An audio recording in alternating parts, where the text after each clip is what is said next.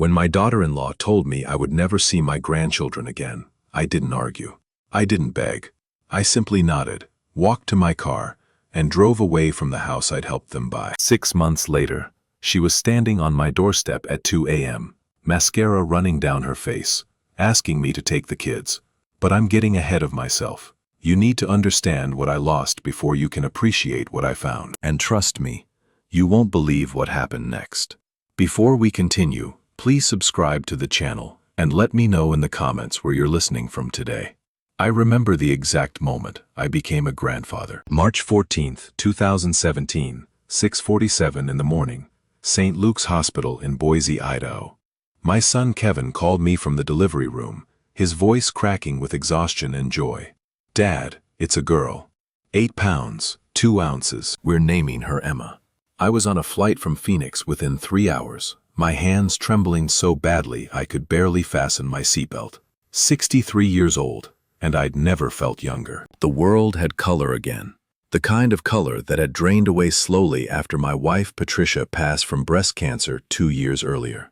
Emma changed everything. She had Kevin's eyes, that warm hazel that crinkled at the corners when he smiled, and a grip strength that surprised the nurses. When they placed her in my arms for the first time, she wrapped her tiny fingers around my thumb and held on like she'd been waiting for me her whole life. "She knows her grandpa," Kevin said, beaming. His wife Meredith watched from the hospital bed, her smile tight around the edges. I noticed, but I didn't think much of it at the time. She'd just given birth, after all. Everyone's emotions run high in those moments. Looking back, I should have paid more attention to that smile. The first 2 years were everything I dreamed retirement would. I'd sold my construction supply business in 2015 for a comfortable sum, $1.2 million after taxes, enough to live modestly and still have money left over for the people I loved. Patricia and I had planned to travel, to see the grandchildren we hoped would come, to finally enjoy the fruits of 40 years of early mornings and calloused hands. Cancer took her before we could cash in those dreams. But Emma gave me a reason to keep them alive. I moved from Phoenix to Boise in the fall of 2017, buying a 3-bedroom ranch house on Maple Grove Road, 15 minutes from Kevin and Meredith's place in the suburbs. Close enough to help, far enough to give them space. Or so I thought. "Dad, you didn't have to move across the country," Kevin said when he helped me unload the moving truck. "We would have visited. Visiting isn't the same as being there," I replied, hoisting a box of Patricia's photo albums. "I want to see Emma's first steps, her first words. I want to be the grandpa who shows up, not the one who sends birthday cards from 1,000 miles away." Kevin hugged me then, right there in the driveway, surrounded by cardboard boxes and packing tape. "Mom would be happy," he said quietly. "She always said you were the best father she'd ever seen." I held on to that moment for a long time afterward. It helped, during the dark days that came later. The golden years, that's what I call them now. From 2017 to 2022, I was more than a grandfather. I was a co-pilot in Emma's life, and later in little Oliver's, when he arrived in December 2019. Every Tuesday and Thursday, I picked Emma up from Montessori school at Bright Horizons on Federal Way. $1,850 a month, which I paid without being asked after Meredith mentioned casually that it was straining their budget. Kevin worked as a project manager at a tech company, earning decent money, but Boise had gotten expensive. Meredith had quit her marketing job to stay home with Emma, which meant one income for a family of 3. "You don't have to do this, Dad," Kevin said when I handed him the first check. "I want to," I replied. "What's the point of having money if I can't spend it on the people who matter?" Meredith said nothing, but she took the check. The school payments were just the beginning. Over the next 5 years, the financial support grew like ivy on a wall. Slowly at first, then covering everything in sight. Their car broke down in 2018. I bought them a new Honda Pilot. $38,000. The roof started leaking in 2019. I covered the repairs. $12,500. When Oliver was born and they needed to convert the guest room into a nursery, I paid for the renovation. $8,000 for new floors, paint, furniture, and a custom crib Meredith found on some designer website. Their water heater exploded in 2020. Another $4,500. I kept a mental tally at first, then stopped when it started making me uncomfortable. This was my family. You don't keep score with family. That's what Patricia always said, and I believed it. Besides, every dollar I spent bought me something money couldn't measure: time with my grandchildren. Tuesday afternoons were my favorite. I'd pick up Emma from school, and we'd stop at the Baskin-Robbins on Overland Road. She always ordered the same thing: 2 scoops of cotton candy ice cream in a waffle cone, and I always pretended to be shocked. Cotton candy again? What happened to trying new flavors? Grandpa, this is new. It tastes different every time. Does it now? Uh-huh. Sometimes it's more pink. Sometimes it's more blue. I'd laugh, order my boring vanilla, and we'd sit at the little table by the window, watching cars go by while she told me about her day. The teacher who smelled like flowers. The boy who ate glue during craft time.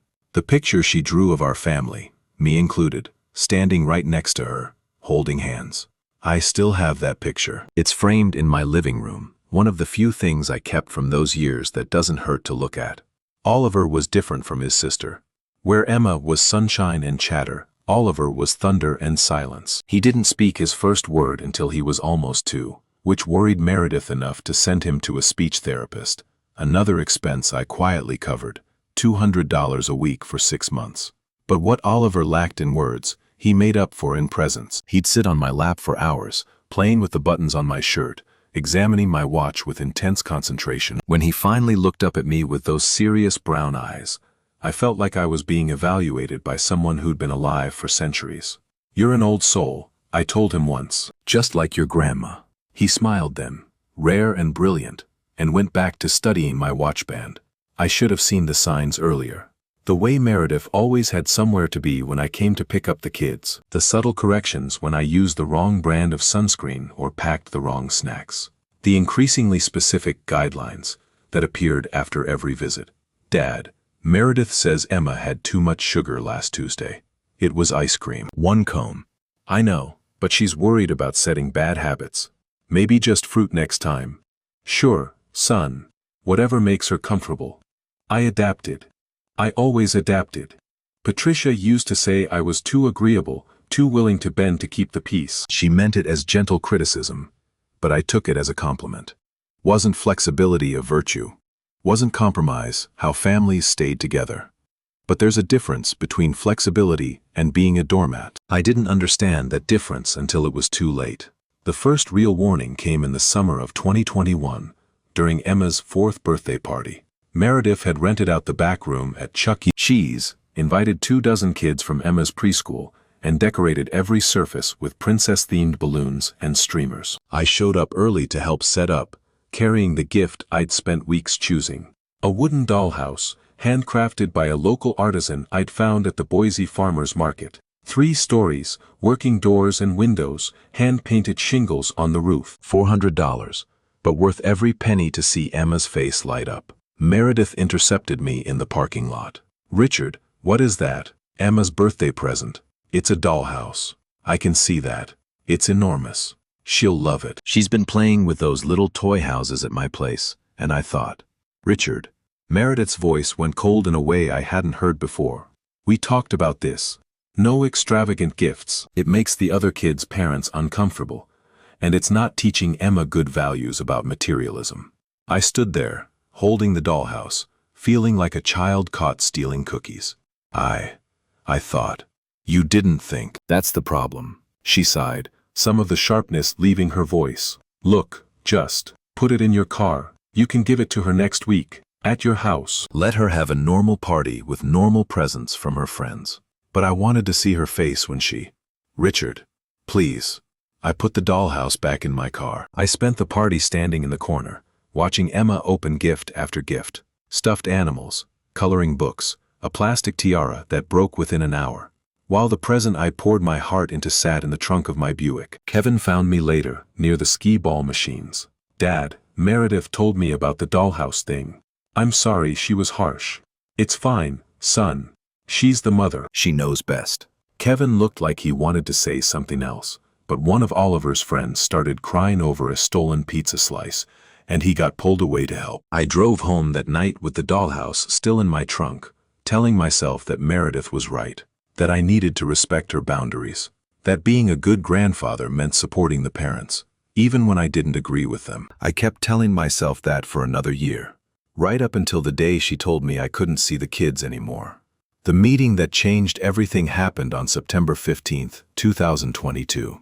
A Thursday. I remember because I'd just gotten back from a doctor's appointment. Routine blood work, cholesterol a little high, take this statin, see you in 6 months.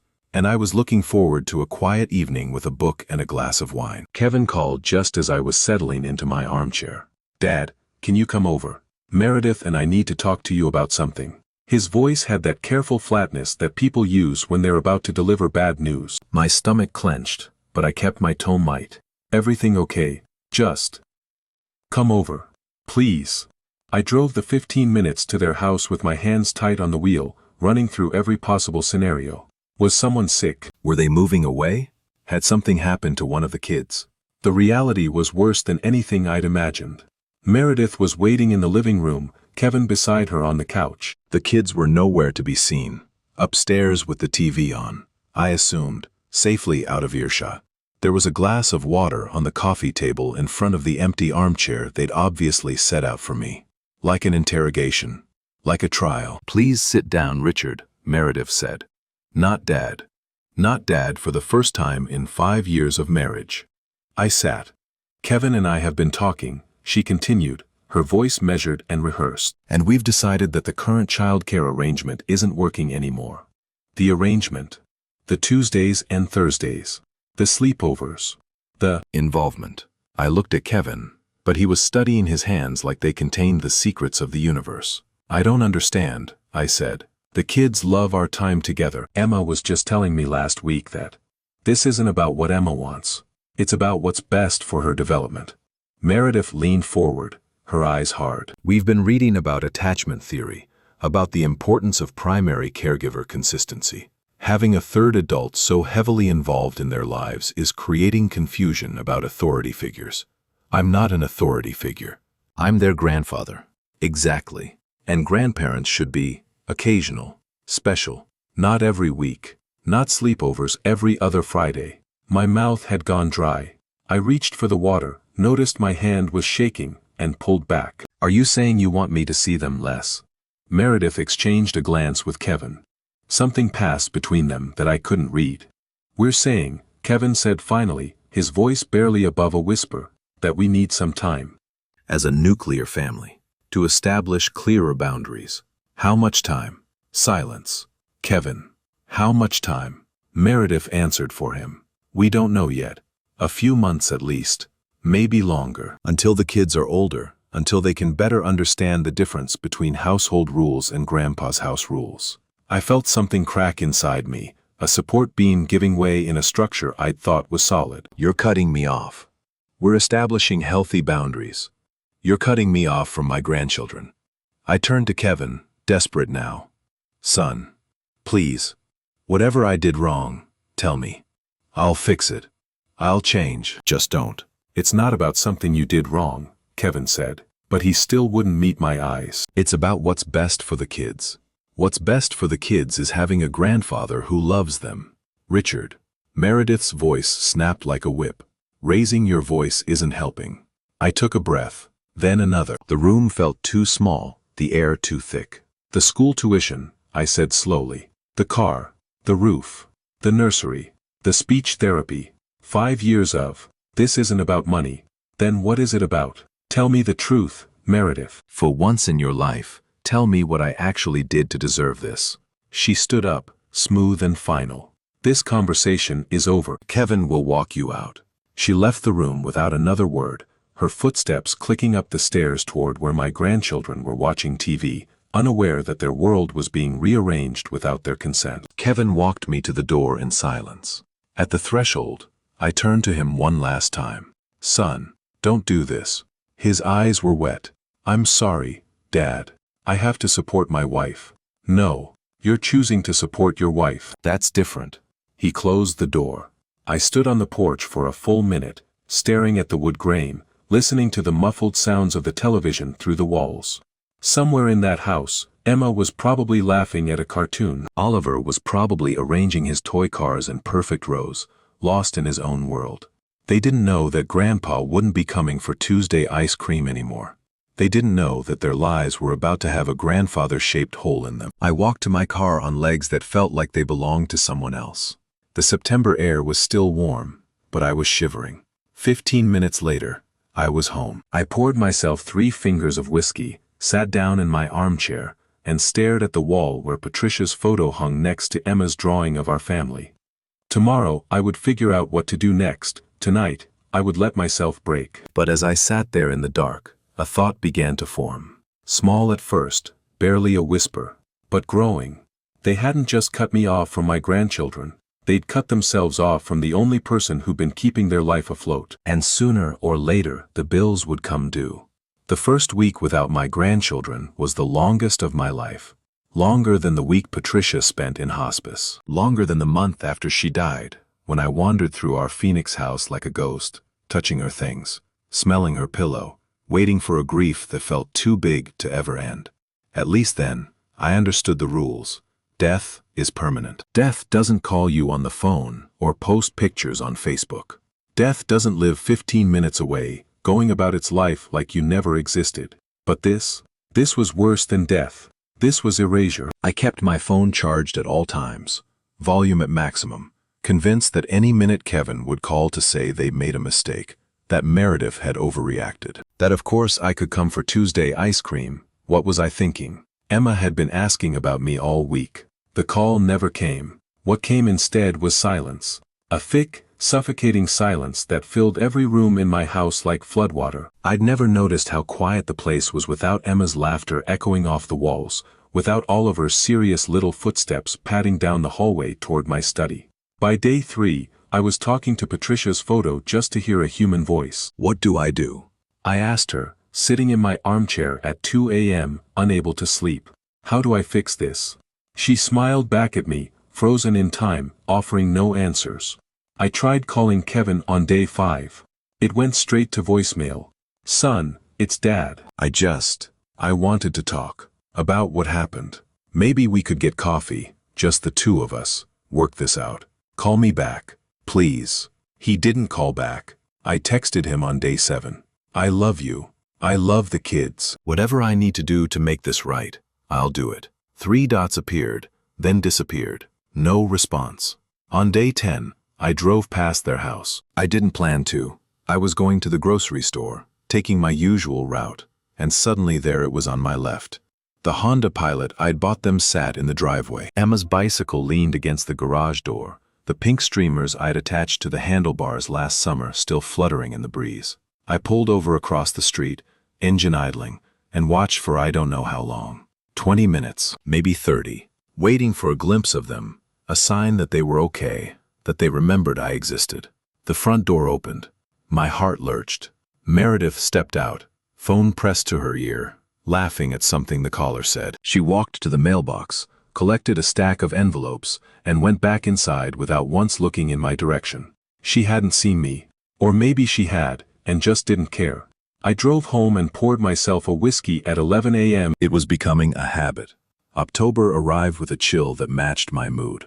The leaves on Maple Grove Road turned gold and crimson, falling in slow spirals to the ground like nature's farewell notes. I rake my yard 3 times a week, not because it needed it, but because it gave me something to do with my hands.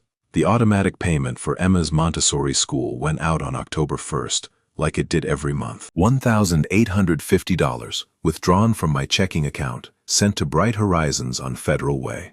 I stared at the confirmation for a long time. They banned me from seeing my grandchildren, but they hadn't returned my check. They were happy to take my money while denying me access to the people that money supported. The realization sat in my stomach like a stone.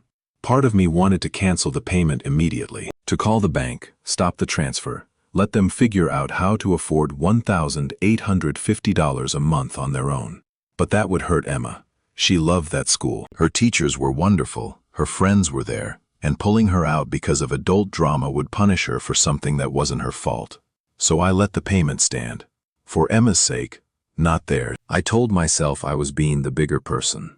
I told myself that eventually, Kevin would come around, that he'd see how unfair this was, how much I was still sacrificing for his family, even as they shut me out. I told myself a lot of things that October. Most of them were lies. The first crack in their wall appeared on October 23rd. I was at the hardware store, buying weather stripping for my windows, when my phone buzzed with a text from a number I didn't recognize. "Hi Richard, this is Meredith's mother Diane. I'm in town visiting and wondered if you'd like to get coffee sometime. I know things have been difficult lately." I stared at the screen, confused. Diane and I had met exactly twice, once at Kevin and Meredith's wedding, and once at Emma's christening. She'd struck me as a pleasant enough woman, quiet, deferential to her husband in that way that certain wives of her generation had learned to be. Why was she reaching out now? I typed back, "I'd be happy to meet. When works for you?" We agreed on 2 p.m. the following day, at a coffee shop downtown, neutral territory. Diane was already there when I arrived, hands wrapped around a cup of herbal tea, looking smaller than I remembered. She'd aged since the christening. More gray in her hair, deeper lines around her eyes, a slight tremor in her fingers that spoke of nerves or something worse. "Richard, thank you for coming." Of course. I sat across from her, ordered a black coffee, waited. She took a long breath. "I want to apologize for my daughter. Whatever I'd expected, it wasn't that. Excuse me. What she's doing to you is wrong. Cutting you off from those children, taking your money while treating you like a stranger." Diane shook her head slowly. "I've tried to talk to her, but she won't listen. She never listens." I leaned forward. Why is she doing this? I've replayed every interaction in my head 1,000 times, and I still don't understand what I did wrong. Diane was quiet for a long moment, staring into her tea like it held prophecies. Meredith has always been difficult. Even as a child, she needed to control everything around her. The house, the schedule, the people. It's how she manages her anxiety, I think, by making sure nothing surprises her. But I wasn't trying to surprise her. I was just being a grandfather. That's exactly the problem. Diane looked up at me with sad, knowing eyes. "You were too good at it. The kids adored you. Emma talked about you constantly, grandpa this, grandpa that. Oliver would cry when you left." And Meredith? What? Meredith doesn't share well. She never has. If the children loved you too much, in her mind, that meant they loved her less. It's not rational, but emotions rarely are. I sat back, trying to process this. She cut me off because I was a good grandfather. She cut you off because you were a threat. To her authority, her position, her image of the perfect family unit. Diane sighed. "My daughter wants a life that looks like a magazine cover, Richard. And you don't fit the aesthetic she's going for." The coffee tasted like ash in my mouth. Does Kevin know any of this? Kevin knows exactly as much as Meredith allows him to know. My son-in-law is a sweet man, but he has the backbone of a wet noodle when it comes to his wife. She says jump, he asks how high. She says your father isn't welcome here, and he locks the door. Then what am I supposed to do? Diane reached across the table and touched my hand. Her fingers were cold, fragile. For now, wait.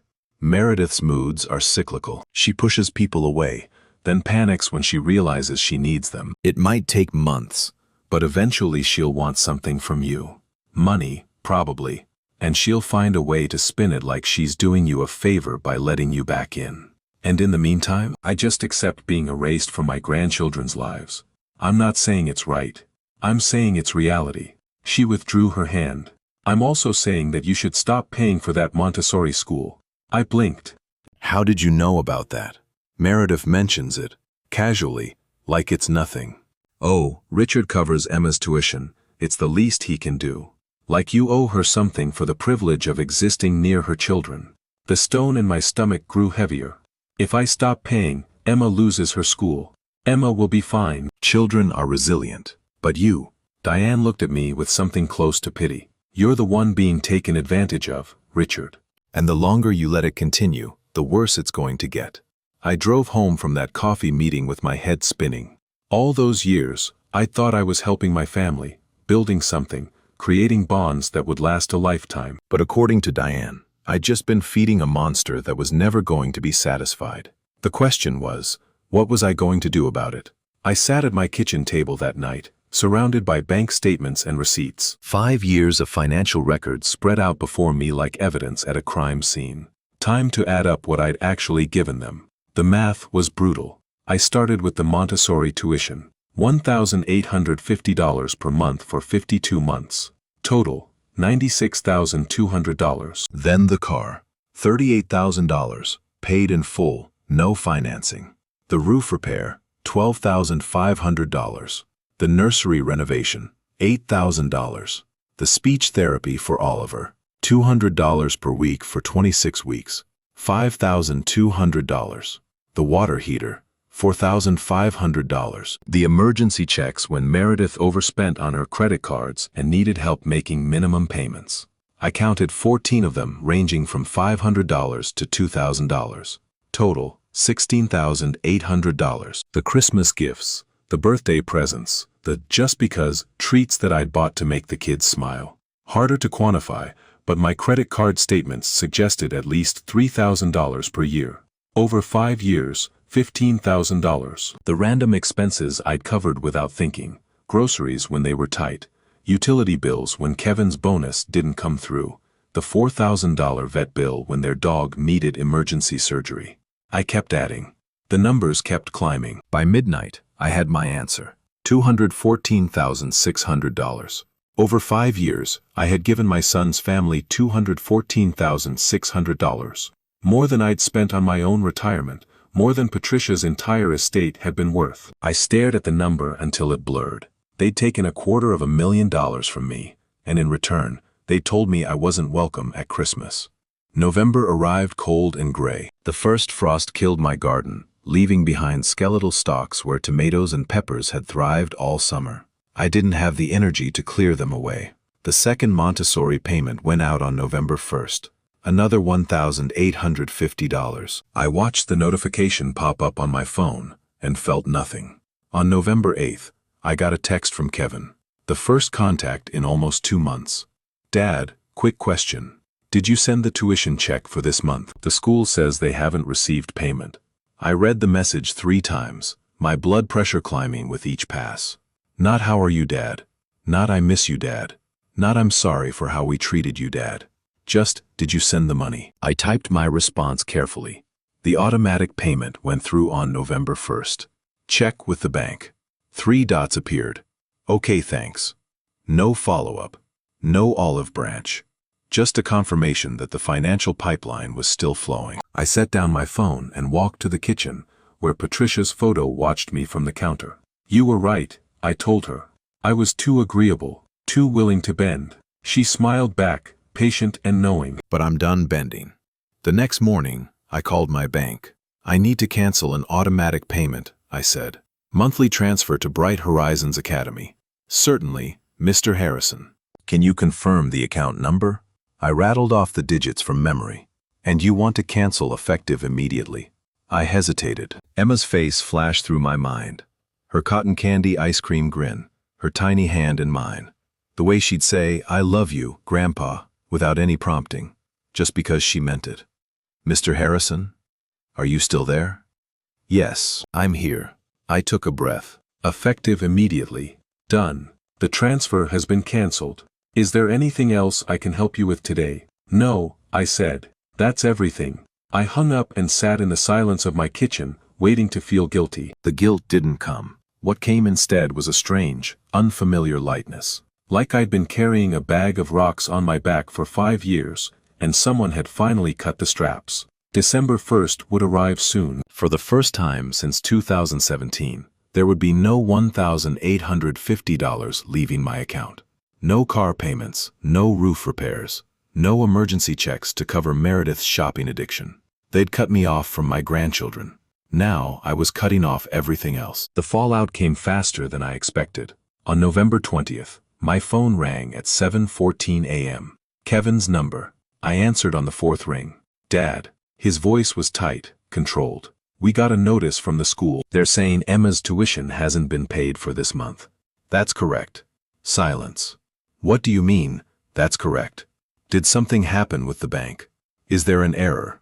No error.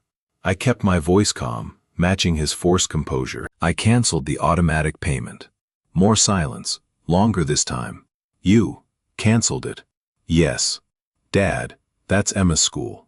She's been going there for 3 years. All her friends are there. Her teachers know her learning style. You can't just. I'm not paying to support a family that won't let me see my grandchildren. The words hung in the air like smoke after an explosion. This isn't about money, Kevin said, but his voice had lost its edge. This is about what's best for. No, Kevin, this is exactly about money. For 5 years, I've been writing checks while you and your wife treated me like an ATM with inconvenient emotions. You took over $200,000 from me. And then you told me I wasn't welcome at Christmas dinner because I confused your children's understanding of authority figures. Dad, I'm not finished. My hand tightened on the phone. You want to establish boundaries? Fine. Here's my boundary. My money stays with me until I'm treated like a member of this family. Not a sponsor. Not a donor. A member. Kevin's breathing was ragged on the other end of the line. What am I supposed to tell Meredith? Tell her whatever you want. Tell her the bank made an error. Tell her I lost my mind. Tell her the truth, if you can remember what that looks like. I paused. Or don't tell her anything. Figure it out yourself, like adults do. Dad, please. There has to be. Goodbye, Kevin. I hung up before he could respond. Then I walked to my window and watched the November wind strip the last leaves from the maple tree in my front yard. Somewhere across town, my son was probably having a very difficult conversation with his wife. Good. It was about time someone else felt uncomfortable. Thanksgiving came and went without a word from anyone. I spent the holiday with my old business partner, Ed Kowalski, and his wife at their cabin on Lake Coeur d'Alene. Good food, better company, no drama. Ed had known me for 30 years. He didn't judge. He just poured the wine and let me talk. You did the right thing, he said, as we sat on his deck watching the sun set over the water. Can't let people walk all over you forever. I keep thinking about Emma, about Oliver. They didn't do anything wrong. They're just kids. Kids whose parents are teaching them that grandparents are disposable. That's a lesson they're learning whether you pay the tuition or not. Ed sipped his bourbon. At least this way, maybe someone in that house will start to understand consequences. I nodded slowly. Diane, Meredith's mother, she said to wait. That eventually they'd need something from me. And then I'd have leverage. Ed smiled. It wasn't a nice smile. Smart woman. December arrived with snow and silence. The school sent 3 notices about Emma's unpaid tuition before finally calling Kevin directly. I know because he forwarded me the voicemail. Passive-aggressive evidence of the chaos I'd allegedly caused. Mr. Harrison, this is Stephanie from Bright Horizons. We've attempted to reach you multiple times regarding Emma's account. As of today, you are 60 days past due in the amount of $3,700. If payment is not received by December 15th, we will have no choice but to disenroll Emma from the program. Please call us at your earliest convenience. Kevin's accompanying text was brief. Hope you're happy. I didn't respond. On December 14th, the night before the school's deadline, my doorbell rang at 9:47 p.m. I wasn't expecting anyone. Ed was back in Seattle. My neighbors rarely visited, especially after dark. I opened the door to find Meredith standing on my porch. She looked different than I'd ever seen her. Hair unwashed, pulled back in a messy ponytail. No makeup, yoga pants and an old college sweatshirt instead of her usual curated outfits. Dark circles under her eyes. She looked, for the first time since I'd known her, human. Richard, her voice cracked on my name. We need to talk. I stepped aside. Come in. She walked past me into the living room, her eyes scanning the space like she was seeing it for the first time. The new furniture, the fresh paint, the absence of any photos of her or Kevin. You redecorated. I had some extra money. Funny how that works. She flinched, but didn't rise to the bait. Instead, she sat on the edge of my couch, hands clasped in her lap, and stared at the floor. I know you're angry. You have every right to be. The way I handled things was wrong. I settled into my armchair, watching her carefully. Go on. The school called today. They're going to kick Emma out if we don't pay by tomorrow. Kevin's been applying for loans, but his credit isn't good enough. My parents already gave us money for the roof last year. They can't help again. We have nowhere else to turn. And yet here you are, turning to me. Her jaw tightened. I know how this looks. Do you? You think I'm only here because of money, that I don't actually care about fixing things between us. Don't you? Silence. Meredith, I said slowly. 3 months ago, you told me I wasn't allowed to see my grandchildren because my presence was confusing their understanding of authority figures. You said grandparents should be occasional. You treated me like a service provider who'd overstayed his welcome. And now you're on my couch asking me to write another check? She looked up, and I was surprised to see tears in her eyes. Real tears, not the performative kind she used to get her way. I was wrong. About all of it. I was jealous. Jealous. Of how much the kids loved you. Of how easy you made it look. They'd spend one afternoon with you, and come home talking about Grandpa for days. And I'd spend all week with them, doing everything right, and they'd still. She wiped her eyes roughly. It sounds stupid when I say it out loud. It sounds honest, I replied. That's different. We sat in silence for a long moment. Outside, snow was beginning to fall, fat flakes drifting past my window like frozen confetti. What would it take? Meredith asked finally. To make this right. I considered the question. 3 months ago, I would have given anything to hear it. I would have written the check on the spot, forgiven everything, returned to my role as the family ATM, just for the chance to see Emma's smile again. But I wasn't that man anymore. I don't know yet, I said, but I do know that writing a check tomorrow won't fix anything. It'll just prove that you can treat me however you want, and money will always be there when you need it. So you're saying no? I'm saying I need time to think. The same way you needed time as a nuclear family to figure out your boundaries. Meredith's face crumpled. Emma will lose her school. Emma will survive. Children are resilient. Isn't that what everyone says? She stood up abruptly, anger flashing in her eyes. You're punishing a 5-year-old for something I did. No, I'm showing you what consequences look like. Something you should have learned a long time ago. She stormed toward the door, then stopped with her hand on the knob. This isn't over, she said without turning around. No, I agreed. It's just beginning.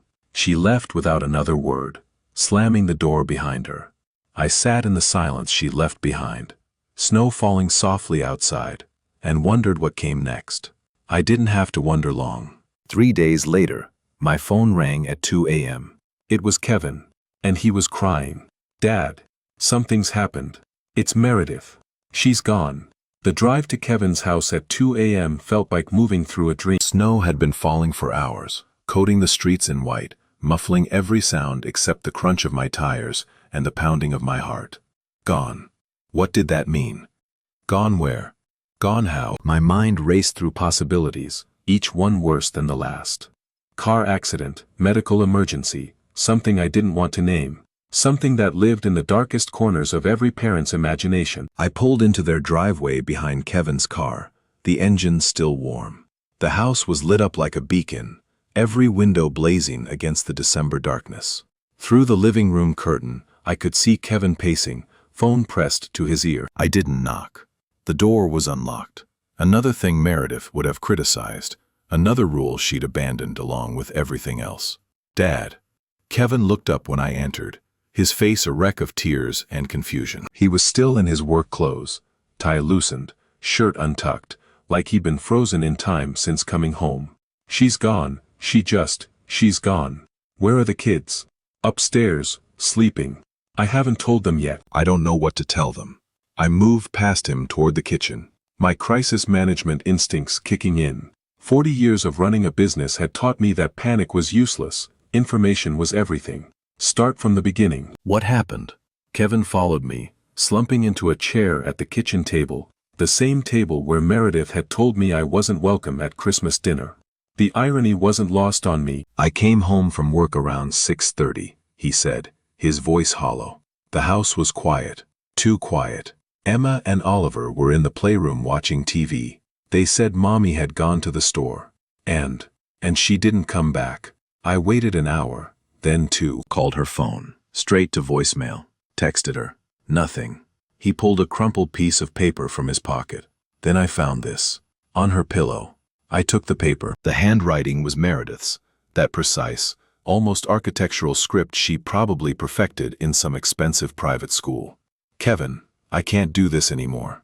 The pressure, the pretending, the constant performance of being someone I'm not. I've been drowning for years, and you never noticed. Or maybe you noticed and didn't care. Don't look for me. I need time to figure out who I am when I'm not someone's wife or someone's mother. The kids are better off without me right now. I'd only poison them with my unhappiness. I've taken $15,000 from our savings. Consider it my severance. Tell Emma and Oliver I love them. When I'm ready, I'll be in touch. M. I read it twice, then set it down carefully on the table. She left. She left. Kevin's voice cracked. Who does that? Who just walks out on their family 2 weeks before Christmas? Someone who was never really committed to the family in the first place, I thought. But I didn't say it. Have you called anyone? Her parents? Friends? I called Diane. She hadn't heard from her. She's catching a flight from Denver tomorrow, today, I guess. And I called her college roommate in Seattle. Nothing. He buried his face in his hand. It's like she just vanished. I sat down across from him, the kitchen clock ticking loudly in the silence. 2:47 a.m. In a few hours, Emma and Oliver would wake up expecting their mother to make breakfast, and instead they'd find, what? A father who could barely hold himself together? A house full of questions with no answers. What about the police? I called them. They said adults are allowed to leave if they want to. She's not missing, she's just gone. Kevin looked up at me, eyes red and desperate. Dad, what am I going to do? I can't raise 2 kids alone. I don't know how to braid Emma's hair. I don't know Oliver's speech therapy schedule. I don't know anything. Meredith handled everything. There it was. The truth I'd suspected for years, finally spoken aloud. Kevin hadn't been a partner in his marriage. He'd been an accessory, a supporting character in Meredith's carefully curated life, showing up when directed, hitting his marks, never questioning the script. And now the director had walked off set. You're going to figure it out, I said quietly. Because that's what parents do. I can't. His voice dropped to a whisper. Dad, I can't. I'm not strong like you. I never have been. Strength isn't something you're born with. It's something you build. I reached across the table and gripped his shoulder. And you're not alone. You have me. He looked at me with something that might have been hope. Even after everything. Even after how we treated you. You're my son. Emma and Oliver are my grandchildren. Whatever happened between us, that doesn't change. Kevin broke then. Really broke, sobbing like he hadn't since he was a child, since he'd fallen off his bike and scraped both knees and come running to me for comfort. I held him while he cried, this grown man who'd lost his way. And I thought about all the time we'd wasted, 3 months of silence, 3 months of hurt feelings and stubborn pride. And now, here we were, in the ruins of a marriage I'd never trusted, trying to figure out how to save what was left. Dad, Kevin said when the sobs finally subsided, I need to tell you something. About why Meredith really wanted you out of our lives. I waited.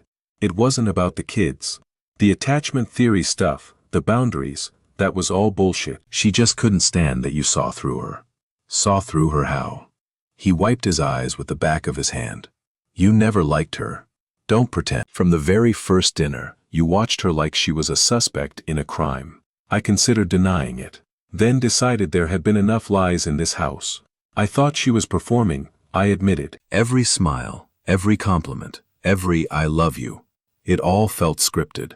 Like she'd studied how to be the perfect daughter-in-law and was hitting all the marks without meaning any of it. You were right. Kevin laughed bitterly. I was too stupid to see it. Or maybe I just didn't want to see it. She was beautiful and smart, and she actually wanted me, and that was enough. I didn't ask questions. What questions should you have asked? He was quiet for a long moment, staring at the note on the table. Why she needed so much, money, attention, validation. It was never enough. No matter what I did, no matter what you did, there was always something else. A bigger house, a better car, a more prestigious school for Emma. Like she was trying to fill a hole that went all the way down to nothing. I thought about the $214,600 I'd calculated. The endless checks, the constant support, the way Meredith always had a new emergency that required my wallet to solve. Did she ever talk about her childhood? Kevin shook his head. Not really. I know her parents had money. I know she went to private schools, but whenever I asked about growing up, she changed the subject. Like there was something she didn't want to remember. Her mother told me something, I said slowly. Back in October. She said Meredith has always been this way. Controlling. needing to manage everything and everyone around her. She said it was anxiety, but I trailed off. But what? But I think it might be something else. Something deeper. I picked up the note again, reading Meredith's words with new eyes. the pressure, the pretending, the constant performance of being someone I'm not. This isn't the letter of someone who's unhappy with her marriage. This is someone who's unhappy with herself. Kevin stared at me. What are you saying? I'm saying that maybe Meredith leaving isn't the crisis. Maybe it's the symptom of a crisis that's been building for a very long time. We talked until the sun came up. Kevin told me things I'd never known about his marriage. How Meredith would go silent for days when she didn't get her way. How she'd threaten divorce whenever he disagreed with her about anything significant. How she'd once thrown a plate at his head during an argument about vacation plans. Why didn't you leave? I asked. The kids. I didn't want them to grow up in a broken home. He laughed hollowly. Guess that worked out well. And the money. All the money you asked me for over the years. Where did it really go? Kevin's face went pale. Dad. Tell me. He stood up, walked to the kitchen counter, and pulled open a drawer I'd never noticed before. Inside was a stack of credit card statements, at least 50 of them, held together with a rubber band. Meredith's spending was out of control. I tried to stop her. I tried cutting up cards, setting limits, even taking over the finances. But she'd always find a way around it. He handed me the stack. Most of the money you gave us. It went to pay off credit card debt. We'd be clear for a few months. Then she'd open a new account, and we'd be right back where we started. I flipped through the statements, my eyes widening at the numbers. $8,000 at Nordstrom, $3,500 at a spa in Sun Valley, $12,000 on furniture from a designer showroom in Seattle, $4,200 on jewelry. She told me this was an investment, Kevin said quietly, pointing to the jewelry charge. An heirloom piece for Emma when she grew up. I believed her. And where is this piece now? I don't know. Probably wherever she is. I set down the statements, feeling sick. All those years, I'd thought I was helping my son build a life. Instead, I'd been funding a shopping addiction for a woman who couldn't stand me. Dad, Kevin said, I should have told you. Years ago, but I was ashamed. And Meredith said you'd lose respect for me if you knew the truth. I would have helped you. I know. That's what made it worse. He sat back down heavily. You always helped. No matter what. And I just kept taking. We sat in silence as the first rays of sunlight crept through the kitchen windows. Upstairs, I heard footsteps, small ones. Emma, probably. Early riser, just like her grandmother. The kids are going to wake up soon, I said. What are you going to tell them? Kevin's face crumpled. I have no idea. Then we tell them together. As a family. I stood up, my bones aching from a night without sleep. And then we figure out how to move forward. Emma took the news better than I expected. Worse than I hoped. She sat at the breakfast table, still in her pajamas, with the little unicorns on them, listening to Kevin stumble through an explanation that Mommy had gone on a trip. When is she coming back? Kevin looked at me. I looked at Emma. We're not sure yet, sweetheart. But Daddy's here. And Grandpa's here. And we're going to take care of you. Is Mommy mad at me? The question hit like a punch to the gut. A 5-year-old, immediately assuming she was somehow to blame for her mother's abandonment. No, baby. Kevin knelt beside her chair, pulling her into a hug. Mommy loves you so much. She needs some time to feel better. Like when you have a tummy ache and need to rest. But I want her here. Emma's voice wobbled. I want her to come home. I know, sweetheart. I know. Oliver, 3 years old and still learning to string sentences together, watched the scene with those ancient eyes of his. He didn't cry. He didn't speak. He just reached across the table and touched his sister's hand, holding on like he understood more than any of us could say. I made pancakes while Kevin tried to answer Emma's questions. The mundane act of cooking, measuring flour, cracking eggs, heating butter, kept my hands busy while my mind raced. Meredith was gone. The money was gone. The carefully constructed life she built on other people's generosity had collapsed like a house of cards in a hurricane. And somewhere in the middle of the wreckage were 2 children who needed someone to hold things together. I looked at my grandchildren, Emma with tears drying on her cheeks, Oliver silent and watchful, and made a decision. Whatever it took, whatever I had to sacrifice, I wasn't going to let them become casualties of their mother's choices. The first week was chaos. Kevin went back to work after 3 days. He had to, or he'd lose his job, which meant someone needed to take care of the kids. The Montessori school, of course, had already disenrolled Emma after the tuition went unpaid. There was no backup plan, no emergency childcare, nothing. So I stepped in. I moved into their guest room on December 20th, bringing 2 suitcases and a box of Patricia's photos. The room still smelled faintly of Meredith's perfume, something expensive and floral that now seemed less like luxury and more like a warning I should have heeded. "Dad, you don't have to do this," Kevin said as I unpacked. "Yes, I do." I hung Patricia's picture on the wall, her smile watching over me like always. Those kids need stability. They need someone who's going to be there when they wake up and when they go to sleep. At least until you figure out a longer-term plan. I don't know how to thank you. Don't thank me yet.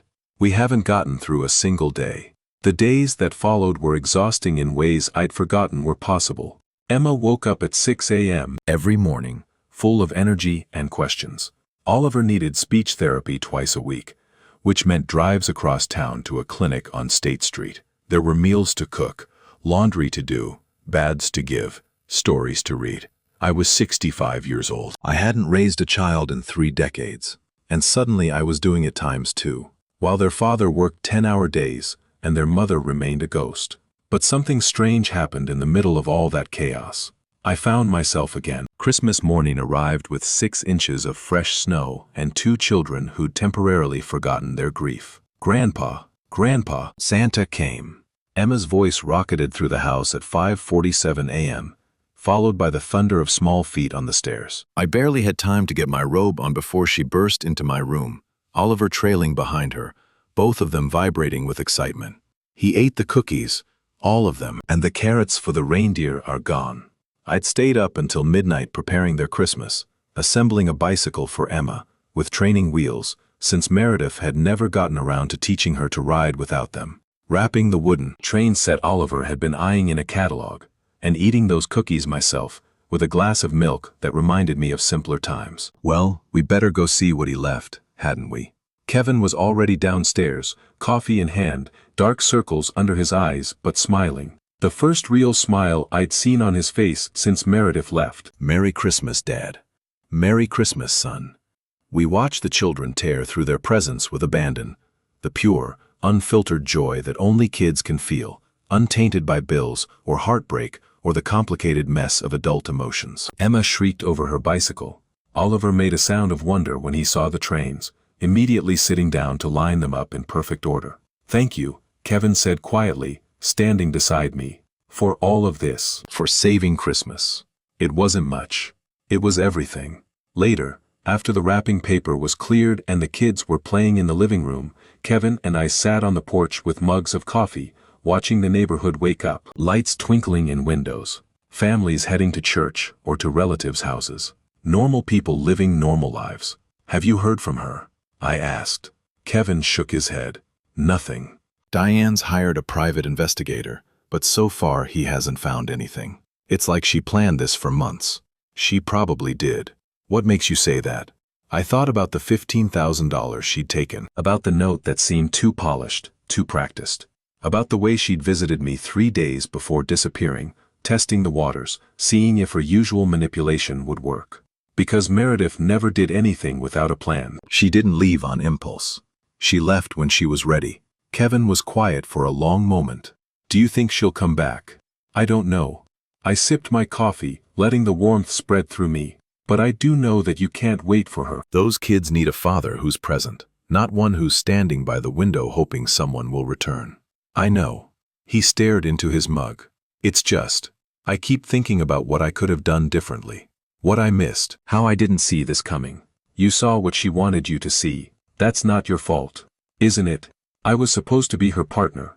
I was supposed to know her. You can't know someone who doesn't know themselves." I put a hand on his shoulder. "Meredith was running from something long before she ran from you. The question isn't what you could have done. The question is what you're going to do now." Kevin set down his coffee and turned to face me. "I want to try again, Dad. With us. I know I don't deserve it after everything, but the last week, having you here, Seeing you with the kids. It's like I finally understand what family is supposed to look like. My throat tightened.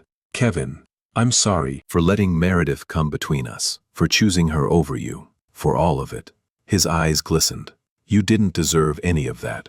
And I'm going to spend the rest of my life making it up to you, if you'll let me. I pulled him into a hug, right there on the porch, in full view of the neighbors, and the snow, and the Christmas lights. You're my son, I said. That's all that matters. We stood there for a long moment, holding on, while somewhere inside the house Emma laughed at something Oliver did. It wasn't the Christmas I'd planned, it wasn't even close to the life I'd imagined for myself. But it was real. It was family. And for the first time in years, that was enough. The investigator found Meredith 3 weeks later. She was in Sedona, Arizona, living in a rented casita with red rock views and no cell phone service. According to the report, she'd been attending something called a spiritual healing retreat. $5,000 for 2 weeks of meditation, yoga, and inner child work. She hadn't asked about the children once. February in Boise is the cruelest month. Not the coldest, that honor belongs to January, but the most dishonest. The sun comes out for an hour, tricks you into thinking spring might arrive early, then disappears behind clouds that spit freezing rain for the next 3 days. It was on one of those deceptive February afternoons that Meredith came back. I was in the kitchen making grilled cheese sandwiches, Oliver's favorite, the only food he'd eat without a fight, when I heard the front door open. Kevin was at work. The kids were in the living room watching cartoons. And suddenly there she was, standing in the hallway like she'd never left. Hello, Richard. She looked different, thinner, tanned, her hair cut shorter than I'd ever seen it. She was wearing clothes I didn't recognize. Flowy linen pants, a chunky turquoise necklace, leather sandals despite the 34-degree weather. The Sedona transformation was complete. Meredith. I'm here to see my children. Behind me, the butter sizzled in the pan. I turned off the stove carefully, buying myself time to think. The children who haven't heard from their mother in 2 months. Those children? I was healing, Richard. I was doing the work I needed to do to become the mother they deserve. She moved toward the living room, but I stepped into her path. They're in the middle of lunch. Then I'll wait. No. You'll call first, like any other visitor. Her eyes went cold, the flash of steel I'd seen 100 times before, usually followed by a demand that cost me money. I'm not a visitor. I'm their mother. You were their mother. Then you walked out and left a note saying they were better off without you. I kept my voice level, aware that small ears might be listening. A lot has changed since then. I know. She tried a different tactic, her face softening into something meant to look like remorse. That's why I'm here. I made a terrible mistake, Richard. I was in crisis. I wasn't thinking clearly, but I've done the work now. I'm ready to be the mother my children need. And what about Kevin? Are you ready to be his wife? The softness flickered. That's complicated. It always is with you. Before she could respond, a small voice cut through the tension. Mommy? Emma stood in the doorway to the living room, her eyes wide, grilled cheese forgotten. Behind her, Oliver peered around the corner, his expression unreadable. Oh, baby. Meredith pushed past me and dropped to her knees, arms open. Mommy's home. Mommy missed you so much. Emma didn't move. She stood frozen, her little hands clenched at her sides, staring at the stranger who used to be her mother. Where were you? I was on a trip, sweetheart. Remember how I needed to feel better? Well, I went somewhere special to get healthy again. Grandpa said you went away because you were sad. I was sad, baby, but I'm not sad anymore.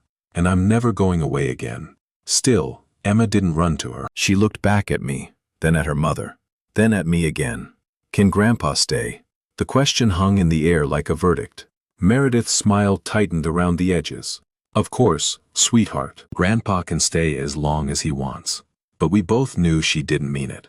The confrontation with Kevin happened that evening, after the kids were in bed. Meredith had spent the afternoon trying to reconnect, playing with Oliver's trains, braiding Emma's hair, making all the motherly gestures she'd abandoned 2 months earlier. The children were cautious, circling her like wild animals approaching a trap, accepting her attention without fully trusting it.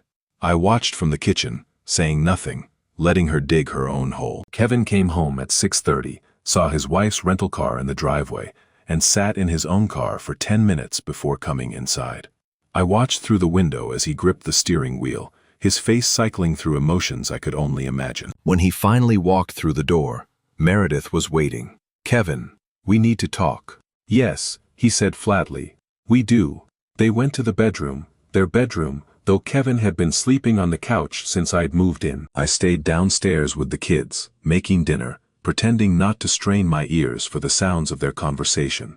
I didn't need to strain. Within 20 minutes, the voices were loud enough to hear through the floor. "Can't just walk back in and expect everything to be normal." "I'm not expecting normal, Kevin. I'm expecting you to acknowledge that I was sick." "You weren't sick. You were selfish. There's a difference."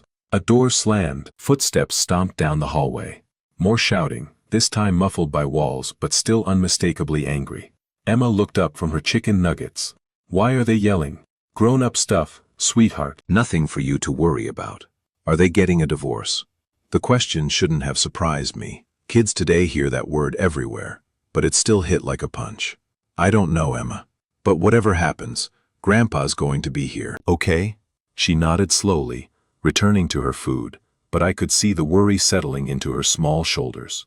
This was the damage Meredith had done. Not just to Kevin, not just to me, but to two children who would spend years wondering if the people who loved them might disappear without warning. I hoped she was proud of her healing journey. The details emerged over the next few days, in fragments and confessions. Meredith wanted to reconcile, or rather, she wanted to return to the life she'd walked away from.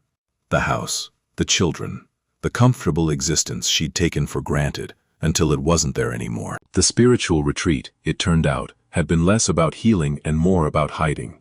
She'd maxed out 3 credit cards, new ones, opened without Kevin's knowledge, and burned through the $15,000 she'd taken from their savings. When the money ran out, so did her spiritual awakening. She needs somewhere to live. Kevin told me one night, after the kids were asleep and Meredith had retreated to a hotel room across town. Her parents cut her off. They're furious about the embarrassment she caused them. So she wants to move back in. She wants to rebuild our family. Kevin made air quotes, his voice bitter. Those were her exact words. Like it's just a matter of remodeling, and we'll all be fine. What do you want? He was quiet for a long moment, staring at the wall where a family photo used to hang, one of those professional shots Meredith had insisted on, all of them in matching white shirts, smiling on command. The photo was in a drawer now. Kevin had taken it down the day after Christmas. "I don't love her anymore," he said finally. "Maybe I never did, not really. I loved who I thought she was. The person she pretended to be." He looked at me. "Is that terrible?" "It's honest. There's a difference. She's threatening to fight for full custody if I file for divorce." The words landed like a bomb. "On what grounds?" "She says I'm an unfit father, that I let my work come before the kids, that I relied on you to parent them while I was checked out." Kevin laughed bitterly. "She's been gone for 2 months, and she's going to argue that I'm the negligent one." I felt my blood pressure rising, that familiar heat that came with confronting injustice. She won't win. Her parents have money, Dad. Real money. If they decide to back her case, they cut her off. For now. But Diane called me yesterday. She said, "Cody, that's Meredith's father. He's already talking to lawyers. He thinks if Meredith gets the kids, he can control how they're raised. Make sure they don't turn out like..." Kevin trailed off. "Like what?" "Like you." He met my eyes. He said that. To Diane, not to me, but she wanted me to know. "Cody thinks you're a bad influence on the grandchildren, too working class. Too ethnic." There it was again. The same poison that had been running through this family for years. The casual bigotry wrapped in country club manners and Ivy League credentials. What did Diane say? She told him to go to hell. Then she told me she'd testify on my behalf if it comes to a custody battle. Kevin smiled faintly. "I think she's been waiting years for an excuse to defy him. Good woman." Yeah, I'm starting to see where Meredith didn't get her qualities from. The legal threats escalated through February and into March. Cody Jenkins hired an attorney, a bulldog from Seattle named Harrison Gregg, who specialized in high-stakes custody cases and charged $800 an hour. His first move was a letter to Kevin, delivered by certified mail, outlining Meredith's concerns about the children's welfare. I read it at the kitchen table, my coffee growing cold in my hand. Pattern of parental neglect, over-reliance on extended family members, failure to maintain consistent routines, evidence of emotional instability in the home environment. This is insane, I said. She's the one who left. She's the one who abandoned her children for a spa retreat in Arizona. And they're accusing you of neglect. That's how Harrison Gregg works, Kevin replied. He'd been doing research, reading articles about custody battles, learning the language of a war he'd never expected to fight. It's called flipping the narrative. Attack first, make the other side play defense. Even if the accusations don't stick, they create doubt. So what do? We get our own lawyer. A good one. He slid a business card across the table. Margaret Chen, family law specialist. 20 years in Boise. She knows every judge in the system. How much? $500 an hour. But she gives discounts for parents who are clearly in the right. Kevin smiled grimly. Her words, not mine. She reviewed the case for free and said Meredith doesn't have a leg to stand on. The problem is, Cody can afford to drag this out for years. We can't. I looked at the business card, at the numbers that represented another drain on resources I'd thought were finally my own. Then I thought about Emma asking if her parents were getting divorced. About Oliver, who'd started wetting the bed since Meredith's return. About 2 children who needed stability more than I needed my savings. Set up a meeting with Margaret Chen. I'll cover the retainer. Dad, no. You've already done too much. This isn't about you, Kevin. It's about Emma and Oliver. And I'll be damned if I let that family of vultures turn my grandchildren into pawns. The meeting with Margaret Chen happened on a Thursday afternoon in early March. Her office was in a renovated Victorian house near the Capitol building, all original hardwood and modern furniture, and framed diplomas that testified to decades of experience. She was in her late 50s, silver-haired and sharp-eyed, with the calm demeanor of someone who'd seen every trick in the book and written a few chapters herself. Mr. Harrison. Mr. Harrison. She shook both our hands, gesturing us toward chairs across from her desk. I've reviewed the preliminary materials. Let me be direct, your position is strong, but not invulnerable. Kevin leaned forward. What do you mean? Meredith abandoned her children for 2 months. That's documented. She took $15,000 without authorization. That's documented. She has a history of financial irresponsibility, and, based on the credit card statements you provided, what appears to be a shopping addiction. All of that plays in your favor. But she's the mother. And in Idaho, courts have a historical bias toward maternal custody, especially for young children. It's not as strong as it used to be, but it's still a factor. Margaret folded her hands on her desk. Additionally, Harrison Gregg is very good at what he does. He's going to paint a picture of Meredith as a woman in crisis who made a terrible mistake but has now recovered. He'll bring in therapists, character witnesses, maybe even the people who ran that retreat in Sedona. He'll make her look like a hero who overcame her demons. And me. You'll be the absent father who was too focused on his career to notice his wife's suffering. The man who outsourced parenting to his elderly father. She glanced at me. No offense. None taken. The good news is, we have ammunition of our own. The $214,000 your father provided over 5 years, that tells a story of a family living well beyond its means, funded by someone Meredith subsequently tried to exile from her children's lives. It suggests ingratitude, poor judgment, and a willingness to discard people once they've outlived their usefulness. I nodded slowly. All those records I'd kept, the bank statements and receipts and canceled checks, they weren't just evidence of my foolishness.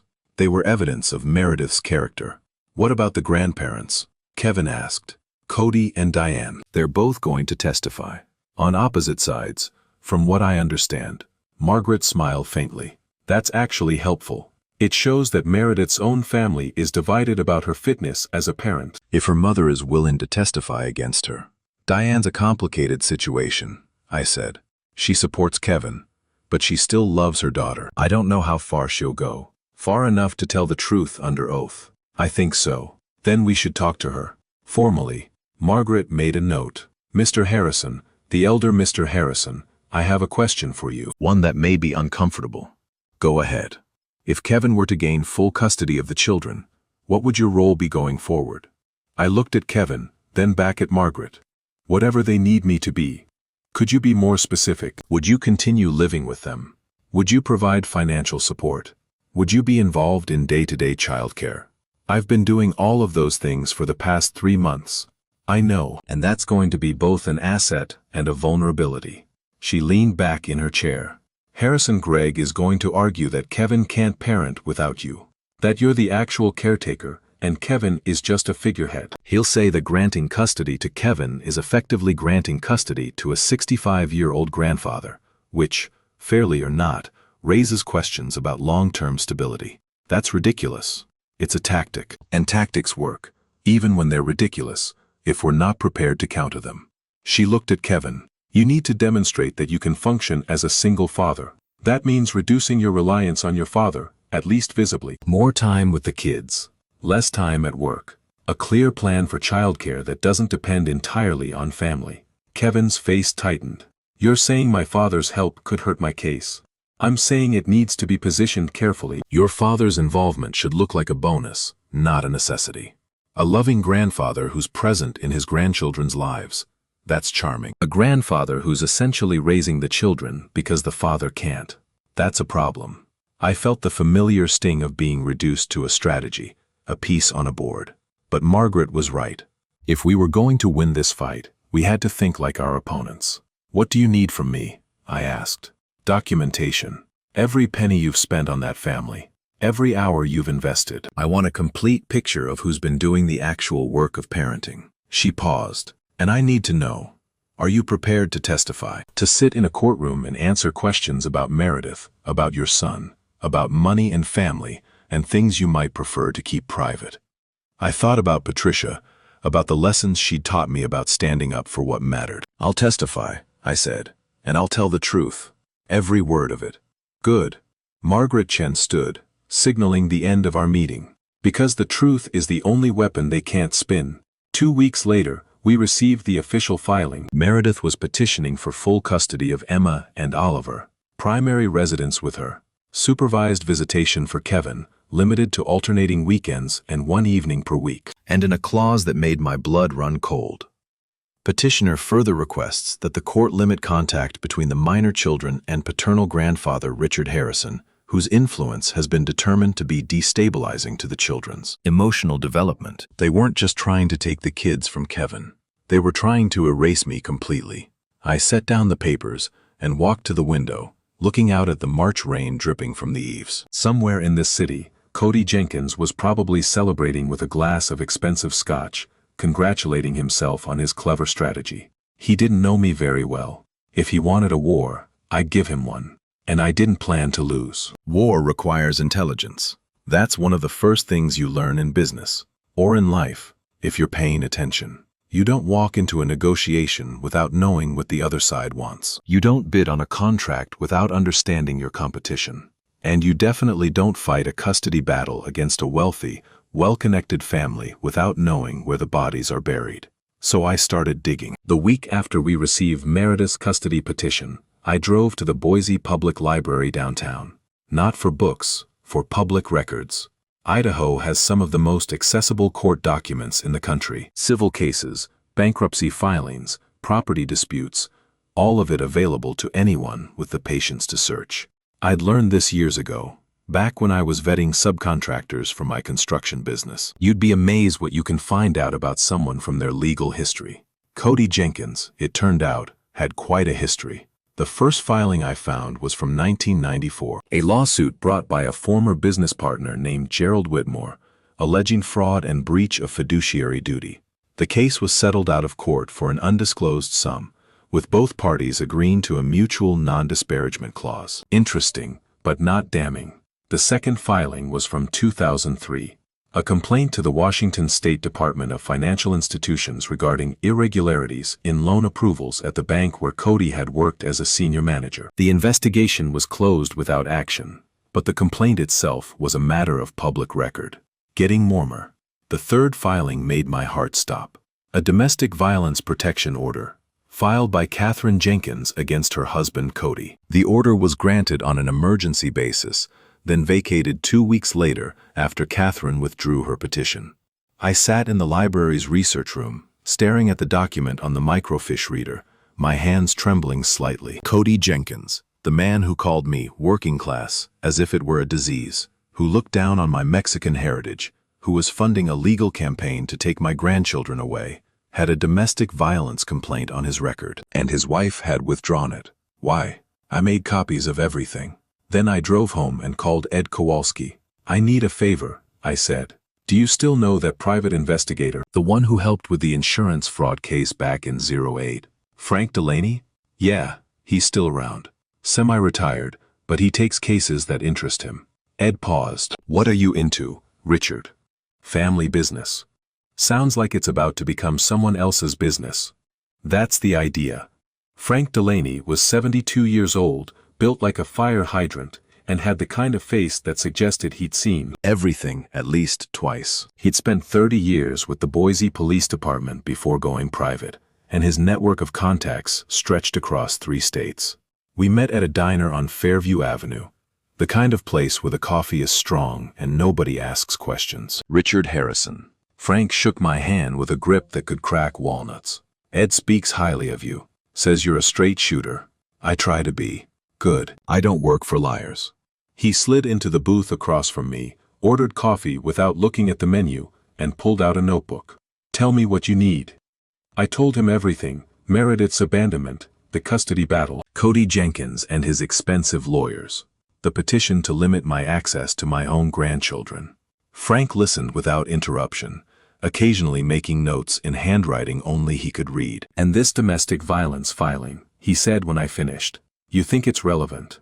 I think it tells me something about who Cody Jenkins really is. The question is whether there's more. There's always more." Frank closed his notebook. "People like Cody Jenkins, rich, connected, used to getting their way, they leave trails. They just assume no one's looking." He smiled, and it wasn't a friendly smile. "I look. How much?" "For the basic work, background checks, public records, interviews with people who might know something. Call it $2,500, plus expenses. If I find something substantial, and you want me to go deeper, we can talk about additional fees." I'd already spent $7,500 on Margaret Chen's retainer. My savings were dwindling faster than I'd expected. But this wasn't about money anymore. This was about my grandchildren's future. "Do it," I said. "Start with the domestic violence complaint. I want to know why Catherine withdrew it. That's usually one of 2 things. Either she forgave him, or someone convinced her the alternative was worse." Frank finished his coffee in one long swallow. "I'll be in touch." While Frank dug into Cody's past, I focused on building our case in the present. Margaret Chen had given us a list of things we needed. Documentation of Kevin's involvement in the children's lives. Evidence of Meredith's instability. Character witnesses who could speak to our family's strengths. The documentation was easy. I've been taking photos since I moved in. Emma's first time riding her bicycle without training wheels, Oliver's speech therapy progress reports, the artwork they made at the kitchen table. Normal family moments that proved Kevin was present, engaged, and capable. The character witnesses were harder. Most of Kevin's friends were also Meredith's friends. Couples they'd socialized with, neighbors who'd been to their dinner parties. When the separation became public, those people scattered like roaches when the lights came on. Nobody wanted to pick a side, nobody wanted to get involved. "It's fine," Kevin said, trying to sound unbothered. "We don't need them. We need someone," I replied. "Someone who's seen how you are with the kids, someone whose word carries weight." "Like who?" The answer came to me in the middle of the night, 3 days later. Emma's former teacher at Bright Horizons, Mrs. Patterson. The woman who'd sent home glowing progress reports for 3 years, who'd told me at every parent conference that Emma was thriving, who'd cried when we had to pull Emma out because the tuition went unpaid. I called her the next morning. "Mr. Harrison?" She sounded surprised to hear from me. "Is everything all right? How's Emma?" "She's doing well. We found a new school, Jefferson Elementary. It's public, but the teachers are wonderful. I'm so glad.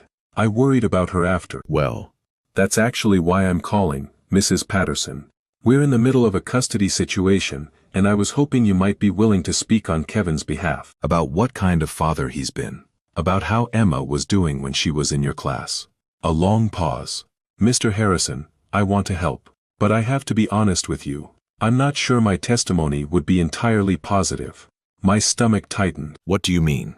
It's just, in the 3 years Emma was with us, Mr. Harrison, Kevin, came to exactly 4 parent conferences. 4 out of 18. Meredith came to the rest. Another pause. And when I tried to discuss Emma's needs with him, he always seemed distracted, like his mind was somewhere else. He was working, supporting his family. I understand that. But courts want to see involvement, don't they? And from what I observed, the involved parent was Meredith. The words hit like a bucket of cold water. Mrs. Patterson wasn't being malicious. She was being honest. And her honesty painted a picture I didn't want to see. Kevin had been absent. Maybe not intentionally, maybe not maliciously, but absent nonetheless. And Meredith's lawyers would use that against him. Thank you for your candor, I said. I appreciate it. I'm sorry, I can't be more helpful. Emma is a wonderful child. I hope everything works out for the best. I hung up and sat in silence, recalibrating my expectations. We were going to need more than documentation and character witnesses. We were going to need something that shifted the entire narrative. I hoped Frank Delaney was as good as Ed claimed. The call came on a Tuesday evening, 2 weeks after our diner meeting. Richard, it's Frank. I found something. Tell me, not over the phone. Can you meet me tomorrow? Same place, 9 a.m. I'll be there. I barely slept that night, my mind spinning through possibilities. What had Frank found? Another domestic violence complaint, financial fraud, something worse. The diner was nearly empty when I arrived. Frank was already in our booth, a manila folder on the table in front of him, his expression unreadable. Coffee? He asked. Just tell me what you found. He slid the folder across the table. Catherine Jenkins didn't withdraw that protection order because she forgave her husband. She withdrew it because he paid her.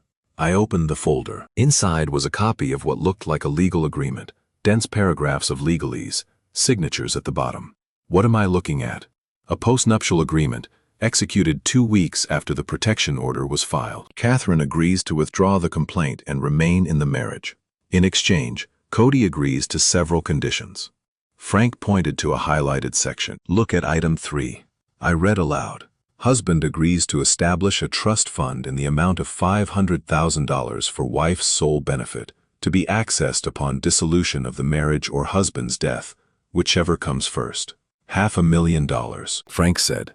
That's what Cody paid to make the domestic violence complaint go away. And that's not all. He flipped to the next page. Item 7. Husband agrees to fund therapy for wife at a facility of her choosing, for a period not to exceed 12 months. There's a receipt attached. $47,000 for a 6-month stay at a psychiatric facility in Portland. Catherine was hospitalized for depression and anxiety, according to the records. The official story is that she had a breakdown, but the timeline is interesting. Frank leaned back. The protection order was filed in March 2011. Catherine entered the facility in April. She was released in October. The postnuptial agreement was signed in November. I stared at the documents, piecing together the narrative. He hit her. She tried to leave, and instead of letting her go, he paid her off and had her committed. That's my reading, yeah. Frank's voice was flat, professional. Now whether any of this is admissible in your custody case is a question for your lawyer. But it tells you something important about who you're dealing with. It tells me he's a monster. It tells you he's a monster who knows how to hide his tracks. And it tells you something else. Frank pointed to another section of the agreement. Item 12. Both parties agree to maintain strict confidentiality regarding the terms of this agreement and the circumstances leading to its execution. So Catherine can't talk about it, not without violating the agreement and potentially losing the trust fund. Frank closed the folder. But here's the thing, confidentiality clauses don't apply to third parties. If someone else found out what happened and wanted to testify about it, who else would know? Frank smiled. It was the first real smile I'd seen from him. I talked to the housekeeper who worked for the Jenkins family in 2011. She quit 2 weeks after the protection order was filed. Care to guess why? She saw something. She saw everything. And she's been waiting 15 years for someone to ask. Her name was Rosa Martinez. The irony wasn't lost on me. Another Rosa, like my Aunt Rosa back in Phoenix. Like all the strong women named Rosa who'd shaped my life in ways large and small. She was 68 years old, living in a small apartment in Nampa, 20 miles from Boise. She'd worked for wealthy families her entire adult life, cooking, cleaning, raising their children while they attended charity galas and business dinners. She'd seen everything and said nothing, because that's what the job required. Until now. Mr. Jenkins was a cruel man, she told me, sitting in her tidy living room with a cup of tea balanced on her knee. Not loud cruel, quiet cruel, the kind that makes you feel small without ever raising his voice. What did you see, Mrs. Martinez? I saw him grab Mrs. Jenkins by the arm so hard it left bruises. I saw him throw a glass at the wall because his dinner was cold. I saw him tell her she was worthless, stupid, lucky that anyone would marry her. She shook her head slowly. And I saw what happened the night she finally called the police. Tell me. It was a Saturday. March something, 2011. They had guests over for dinner. Business people. Very important. Mrs. Jenkins said something at the table. I don't remember what, but it embarrassed Mr. Jenkins. He waited until the guests left. Then.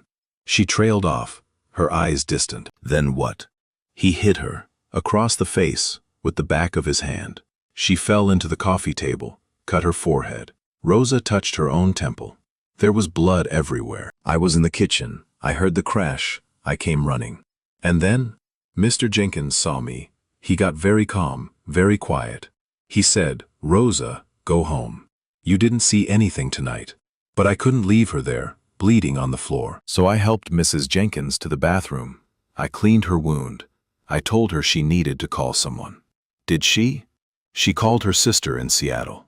Her sister told her to call the police. Rosa's voice hardened. So she did. And 2 hours later, Mr. Jenkins showed up at my apartment with a check for $10,000 and a letter for me to sign saying I was resigning for personal reasons. You took the money.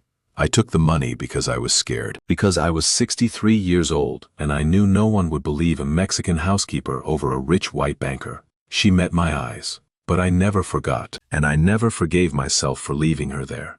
I sat in silence for a long moment, absorbing the weight of what she told me. Mrs. Martinez, would you be willing to testify in court, under oath, about what you saw? She set down her teacup carefully.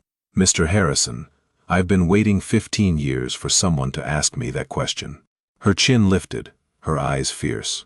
Yes, I'll testify, and I'll tell them everything.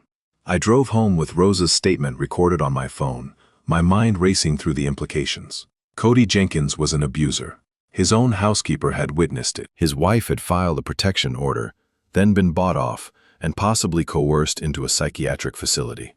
This wasn't just evidence that Cody was a bad person. This was evidence that Meredith had grown up in a household where violence and manipulation were normalized. It explains so much. Her need for control, her emotional volatility, her willingness to abandon her children when the pressure became too great. She wasn't evil. She was damaged, shaped by a father who'd taught her that love was transactional, and that power was the only thing that mattered. It didn't excuse what she'd done, but it explained it, and more importantly, it gave us leverage. I pulled into my driveway as the sun was setting, painting the sky in shades of orange and purple. Inside the house, I could see Kevin through the window, reading a book to Emma and Oliver on the couch. A normal family moment. The kind of moment Meredith was trying to take away. I sat in my car for a few minutes, watching them, thinking about what came next. Tomorrow, I would take Rosa's statement to Margaret Chen. We would discuss strategy, subpoenas, the best way to use this information without triggering a nuclear counterattack from Cody's lawyers. But tonight, I just wanted to be a grandfather. I walked inside, hung up my coat, and joined my family on the couch. What are we reading? Where the Wild Things Are, Emma said, snuggling against me. It's Oliver's favorite. Is it now? Oliver looked up at me with those ancient eyes and smiled. A real smile, rare and precious. Wild Things, he said carefully, Grandpa is Wild Thing. I laughed, the first real laugh I'd felt in weeks. You know what, buddy? I think you might be right. The next morning, I was eating breakfast when my phone rang. Frank Delaney's number. Richard, we have a problem. What kind of problem? I got a call this morning from Harrison Gregg's office. Cody's lawyer. Frank's voice was tight. They know I've been asking questions. They know about Rosa Martinez. And they're threatening to file a harassment complaint if I don't back off. Can they do that? They can file whatever they want. It won't stick, but it'll cost us time and money to fight it. He paused. Richard, someone is feeding them information. Someone on our side. The words hit like a punch. Who? I don't know yet. But whoever it is, they knew about my meeting with Rosa within 24 hours. That's a very small circle of people. I thought about who knew. Kevin, Margaret Chen, Ed Kowalski, and Diane, Meredith's mother, the woman who'd promised to testify on our behalf. I'll call you back, I said, and hung up. Then I dialed Diane's number. It went straight to voicemail. I tried Diane's number 6 more times over the next 2 hours, voicemail every time. No callback. No text. Nothing. By noon, I knew. She was the leak. The realization settled into my chest like a stone. Diane, the woman who'd warned me about her daughter's manipulation, who'd promised to testify on Kevin's behalf, who'd told Cody to go to hell when he tried to use the grandchildren as weapons, had been feeding information to the enemy all along. Or had she? I sat at my kitchen table, staring at my phone, trying to make the pieces fit.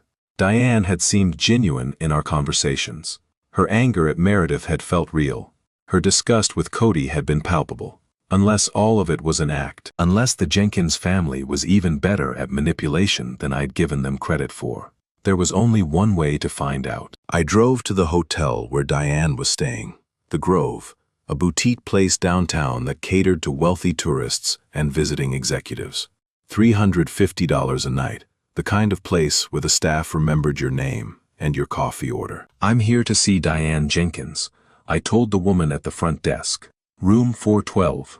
Is Mrs. Jenkins expecting you? Tell her Richard Harrison needs to speak with her. Urgently. The woman made a call, murmured something I couldn't hear, then hung up with a practiced smile. Mrs. Jenkins says she's not available right now. Perhaps you could leave a message. Tell her I know about the postnuptial agreement. Tell her I know about Portland. Tell her if she doesn't come down in the next 5 minutes, the next person I talk to will be a reporter at the Boise Statesman.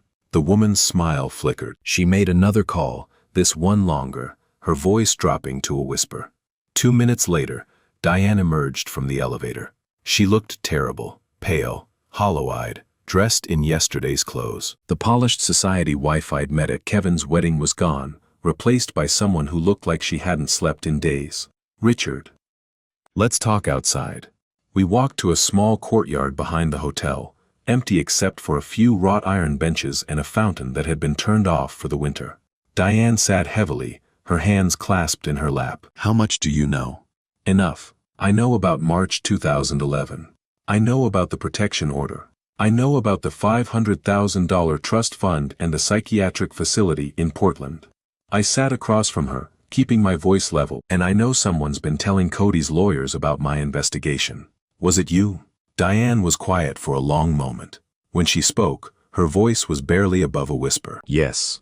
The confirmation hit harder than I expected, even though I'd known it was coming. Why? Because he made me. She looked up at me, and I saw tears streaming down her face. You don't understand what he's like, Richard.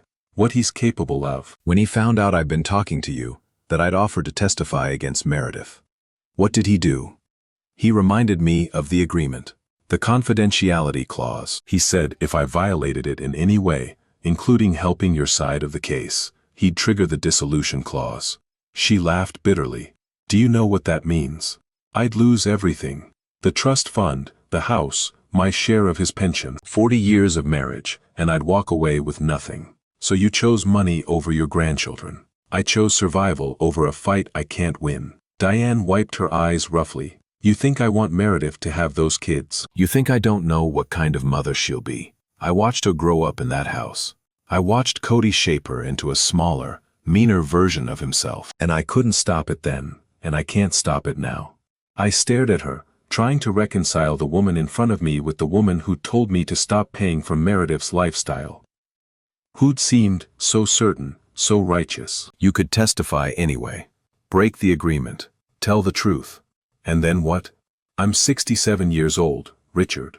I have no job skills, no independent income, No family who would take me in. Cody has spent 40 years making sure I have nowhere to go if I leave. She shook her head. I'm not brave like you. I never have been. The anger I'd felt driving over here was fading, replaced by something closer to pity. Diane wasn't a villain. She was a victim, trapped in a cage she'd helped build, watching helplessly while her husband used the keys.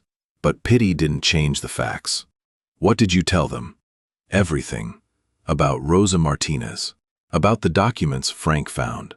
About your strategy with Margaret Chen. Diane's voice cracked. I'm sorry, Richard. I'm so sorry. But I didn't have a choice. There's always a choice. Not for people like me. Not anymore. We sat in silence, the winter wind cutting through the courtyard. Somewhere in the hotel, a door slammed. A car horn honked on the street. Normal sounds of a normal world, carrying on while my case fell apart. What's Cody planning? I asked finally. Now that he knows what we have. Diane looked at me with something like fear. He's going to destroy you. Not just your case, you personally. He's already called in favors at the Statesman. There's going to be an article next week about elderly relative interference in custody disputes. They're going to paint you as a controlling, manipulative presence who's preventing Meredith from reconnecting with her children. They ran that playbook before. With me and the airport. This is worse. They have quotes from Meredith about how you've poisoned Kevin against her. They have a psychologist who's never met you but is willing to testify that your involvement shows signs of enmeshment and parental alienation syndrome. Diane's hands twisted in her lap. And they're going to subpoena your financial records. Every payment you ever made to Kevin's family. They're going to argue that you used money to control them. And now you're using it to control the custody arrangement. The irony was staggering. I'd spent 5 years writing checks to support my son's family, asking for nothing in return, and now that generosity was going to be used as evidence that I was a puppeteer pulling strings from behind the scenes. When is the article running? Monday. Cody wanted it out before the first custody hearing. That gave me 5 days. 5 days to counter a narrative that was being built by people with unlimited resources and no conscience. I stood up. Thank you for telling me. Even if it's too late to matter. Richard, wait. Diane grabbed my arm, her grip surprisingly strong. There's something else. Something Cody doesn't know I know. What? She glanced around the courtyard, making sure we were alone. The psychologist they're using. Dr. Warren Holbrook. He's not just a hired gun. He's a personal friend of Cody's from the country club. They play golf together every Wednesday. She pressed a piece of paper into my hand. His practice has been investigated twice for ethical violations. The complaints are sealed, but a friend of mine works at the licensing board. She told me things. I looked at the paper. An address, a phone number, a name. Why are you giving me this? Because I can't testify, but I can still help. Diane's eyes were fierce. Suddenly, the first real fire I'd seen in her since our conversation began. Cody thinks I'm completely broken, that I'll do whatever he says without question. He doesn't know I've been keeping records of my own. Evidence of things he'd rather stay buried. Why haven't you used it? Because it was my insurance policy. My guarantee that he'd never throw me away completely. She stood up, smoothing her wrinkled clothes. But now I think maybe it's time to stop protecting myself and start protecting those children. What kind of evidence? Diane smiled, and it wasn't a nice smile. Meet me tomorrow night, my hotel room. 8 p.m. and bring a flash drive. I spent the rest of the day in damage control mode. First call, Margaret Chen. I told her about Diane, about the leak, about the coming newspaper article. She listened without interrupting, then sighed heavily. This is bad, Richard. I won't sugarcoat it. If they've managed to spin your financial support as evidence of control, and if they have a psychologist willing to testify to that effect, the psychologist is dirty. Diane gave me information about his past. Then we investigate him. But that takes time, and the hearing is in 3 weeks. I could hear her tapping a pen against her desk. We need to accelerate our timeline. Get Rosa Martinez's statement formalized. Subpoena the postnuptial agreement. Force them to respond to our evidence before they can finish building their narrative. Can we do that? It's aggressive. It'll cost more in legal fees, and it might make Cody escalate even further. She paused. But at this point, I don't see another option. Do it, whatever it costs. Second call, Frank Delaney. I warned him about the harassment complaint threat, About Diane's confession, about Cody's plan to destroy my reputation. Sounds about right for a guy like Jenkins, Frank said. But here's the thing about bullies, Richard. They're only strong when they're punching down. The moment someone punches back, they fold. You sound confident. I've been doing this for 40 years. I've seen 100 Cody Jenkinses. They all think they're untouchable until they're not. He chuckled darkly. Besides, I did some more digging after we talked. That psychiatric facility in Portland. It closed in 2018, after a whistleblower revealed they were billing insurance companies for treatments that never happened. Free administrators went to prison. What does that have to do with Catherine? Maybe nothing. Maybe everything. But if Cody used that place to warehouse his wife, while he covered up a domestic violence complaint, and if that place turned out to be a criminal enterprise, Frank let the implication hang in the air. I'm just saying, there might be more threads to pull here than we realized. Third call, the hardest one. Kevin. He answered on the second ring. Dad? What's wrong? You never call in the middle of the day. We need to talk. In person. Can you come home early? Yeah, I can do that. What's going on? I'll explain when you get here. I hung up and sat in the quiet of my kitchen, preparing myself for a conversation I'd been dreading since this whole mess started. It was time to tell Kevin the truth about his mother-in-law, about his father-in-law, about the family he'd married into without ever knowing who they really were. Kevin arrived at 4:30, his face tight with worry. Dad, what's happening? You're scaring me. I poured us both whiskey, the good stuff, the bottle I'd been saving, and sat him down at the kitchen table. Then I told him everything. Diane's betrayal, the post-nuptial agreement, Rosa Martinez's testimony about the night Cody hit Catherine, the psychiatric facility, the newspaper article coming on Monday. Kevin listened in silence, his face cycling through shock, anger, disbelief, and finally a kind of exhausted resignation. I knew they were bad people, he said when I finished. I just didn't know how bad. Neither did I, not until now. And Diane's been feeding them information this whole time, even after she told me she'd testify for us. She's scared, Kevin. Cody has complete financial control over her. If she crosses him, she loses everything. That's not an excuse. No, but it's an explanation. I took a sip of my whiskey, letting the burn settle in my throat. The question is what we do now. Kevin stared at his own glass, untouched. We fight, right? That's the only option. We take what we know, we go public, we make them answer for everything they've done. It's not that simple. They have money, connections, lawyers who get paid whether they win or lose. We have, I gestured around the kitchen, this, my savings, which are running low. A lawyer who's good but not invincible. And the truth, which only matters if someone's willing to listen. So what are you saying? We give up. I'm saying we need to be smart. I leaned forward. Diane asked me to meet her tomorrow night. She says she has evidence, things Cody doesn't know she's been collecting. And you trust her, after what she did? I trust that she's more afraid of Cody than she is of us. And I trust that a cornered animal will bite the hand that's been hitting it, if it gets the chance. Kevin was quiet for a long moment. What kind of evidence? I don't know yet. But she said to bring a flash drive. I finished my whiskey. Whatever it is, it's enough to make her willing to risk everything. That tells me something. It could be a trap. It could be. But at this point, what do we have to lose? Kevin finally picked up his glass, swirling the amber liquid. Dad, I need to tell you something. Something I should have said months ago. What? He met my eyes. I'm sorry. For all of it. For letting Meredith push you away. For choosing her over you. For being too weak to stand up for my own family. His voice cracked. You deserved better from me. You always have. I reached across the table and gripped his hand. I know, son. I've always known. I want to be different. I want to be the kind of father you were to me. The kind who shows up. Who fights for his kids. Who doesn't let anyone push him around.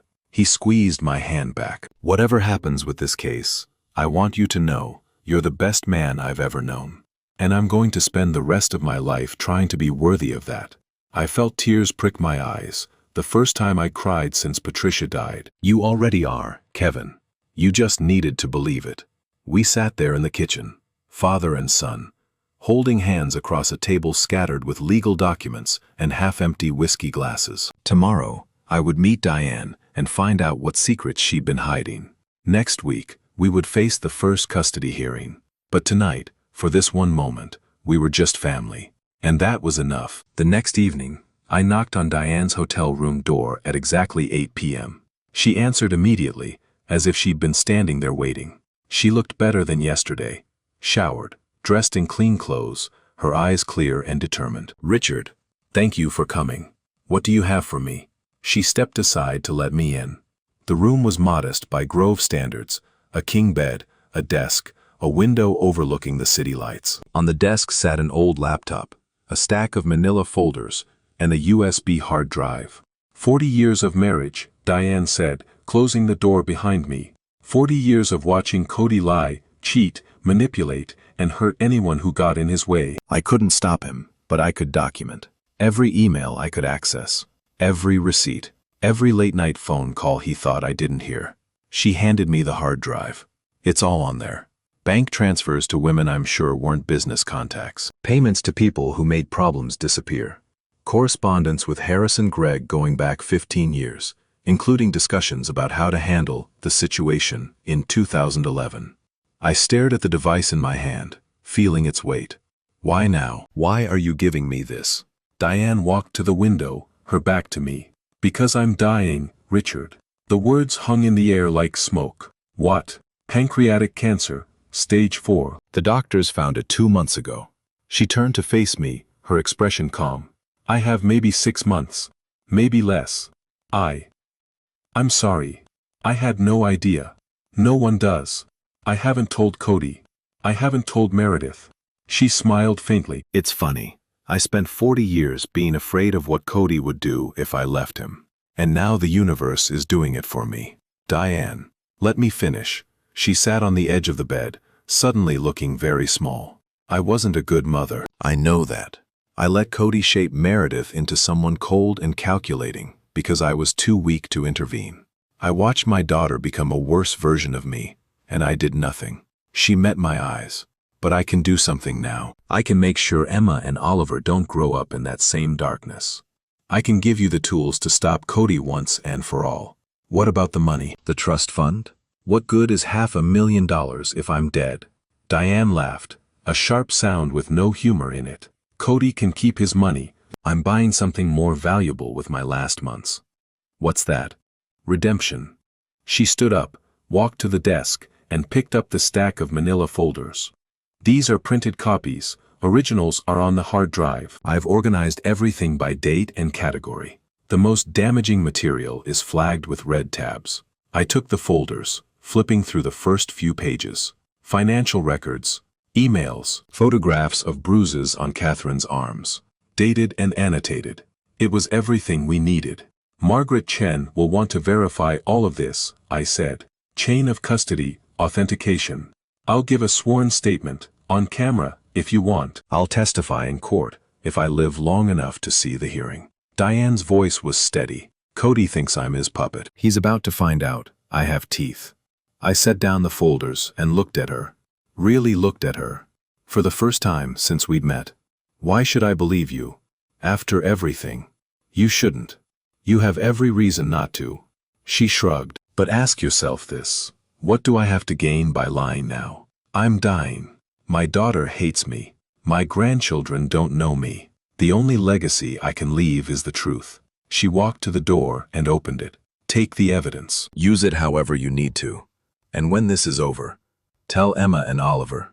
She paused, her voice finally breaking. Tell them their grandmother was sorry. For all of it. I gathered the materials and walked to the door. Diane. Yes? Thank you.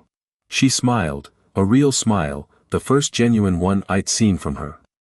Win this thing, Richard, make it count. I drove home with a hard drive full of secrets and a stack of folders that could destroy Cody Jenkins. Tomorrow, I would call Margaret Chen and start building our counterattack. Monday, the newspaper article would run. But now, for the first time since this war began, I felt like we might actually win. The Boise Statesman article dropped at 6 a.m. on Monday, February 28th. I was already awake, sitting at my kitchen table with a cup of coffee gone cold, refreshing the newspaper's website every 30 seconds. When the headline appeared, I felt my stomach clench. Custody battle raises questions about elderly relatives' role in family disputes. The subhead was worse. Experts warn of enmeshment patterns when grandparents overstep boundaries. I read the article 3 times, watching the careful destruction of my character unfold in measured paragraphs. Richard Harrison, 65, has been a constant presence in his son's home since his daughter-in-law's temporary departure last December. While some might see this as supportive, family therapists are raising concerns about the impact of such arrangements on children's development. When an extended family member becomes too central to a child's daily life, it can create confusion about authority and attachment, says Dr. Warren Holbrook, a clinical psychologist specializing in family dynamics. The children may struggle to understand who their primary caregivers are, which can lead to long-term emotional difficulties. The article quoted Meredith extensively, tearful, remorseful, desperate to reconnect with her children but allegedly blocked by my father-in-law's constant interference. It painted me as a controlling patriarch who'd used financial support as a weapon to keep my son dependent and my grandchildren isolated from their mother. There was no mention of the $214,600 I'd spent supporting their lifestyle. No mention of Meredith's 2-month disappearance to a spa retreat in Arizona. No mention of the credit card debt, the shopping addiction, the note she'd left saying her children were better off without me. Just me, the villain, standing between a repentant mother and her babies. I set down my phone and walked to the window. The sun was rising over Boise, painting the sky in shades of pink and gold. A beautiful morning for character assassination. My phone buzzed. Kevin, Dad, I saw the article. I know. It's bullshit. Complete bullshit. Anyone who knows you, anyone who knows me isn't the audience for this. I kept my voice calm, even though my heart was racing. This is for the judge, for the social workers, for anyone who'll be evaluating our case. They're poisoning the well before we even get to court. What do? We do what we planned. Margaret's filing our motions today. The subpoenas for Cody's financial records. The request to depose Dr. Holbrook. The motion to admit Rosa Martinez as testimony. I took a breath. And Diane's statement. Diane. But she betrayed us. She's dying, Kevin. Pancreatic cancer. She gave me everything, 40 years of documentation on Cody's crimes. She's willing to testify. Silence on the other end of the line. Jesus. Yeah. I watched a cardinal land on my fence, its red feathers brilliant against the gray morning. We're not playing defense anymore. Today, we go on offense. Margaret Chen's office felt different when I arrived at 9 a.m. The calm, measured atmosphere from our first meeting had been replaced by something sharper, a war room energy, with paralegals moving quickly between desks and stacks of documents covering every surface. Richard. Margaret met me in the lobby, already in motion. Good. You brought the materials. I handed her the hard drive and the manila folders Diane had given me. Everything's in there. Financial records, emails, photographs. She's organized it by date and category. The most damaging items are flagged. Margaret flipped through the first folder, her eyes widening slightly as she scanned the contents. This is extensive. 40 years of marriage, 40 years of documentation. And she's willing to testify. She says she is. She's dying. 6 months at most. I think she sees this as her chance to make amends. Margaret closed the folder and looked at me. Richard, I have to be honest with you. This changes things significantly. If even half of what's in here is verifiable, Cody Jenkins isn't just going to lose this custody case. He's going to face criminal exposure. Meaning? Meaning he has every incentive to settle, to walk away before this goes to trial and becomes public record. She gestured toward her office. Let's talk strategy. We sat across from each other, the folders and hard drive between us like unexploded ordnance. Here's where we are, Margaret said. Their article dropped this morning. It's damaging, but it's also predictable. We knew they'd try to paint you as the problem. What they don't know is that we have ammunition of our own. So we fire back. Not yet. First, we file our motions. The subpoenas, the deposition requests, the motion to admit new evidence. We do it quietly, through proper channels, without tipping our hand. She smiled grimly. Harrison Gregg is going to receive a very interesting package this afternoon. And when he opens it, he's going to realize his client has been lying to him. You think Cody didn't tell his own lawyer about the domestic violence, about the post-nuptial agreement? I'd bet money on it. Men like Cody Jenkins don't tell anyone the full truth, not even the people they're paying to protect them. He probably gave Greg a sanitized version, made himself look like the victim.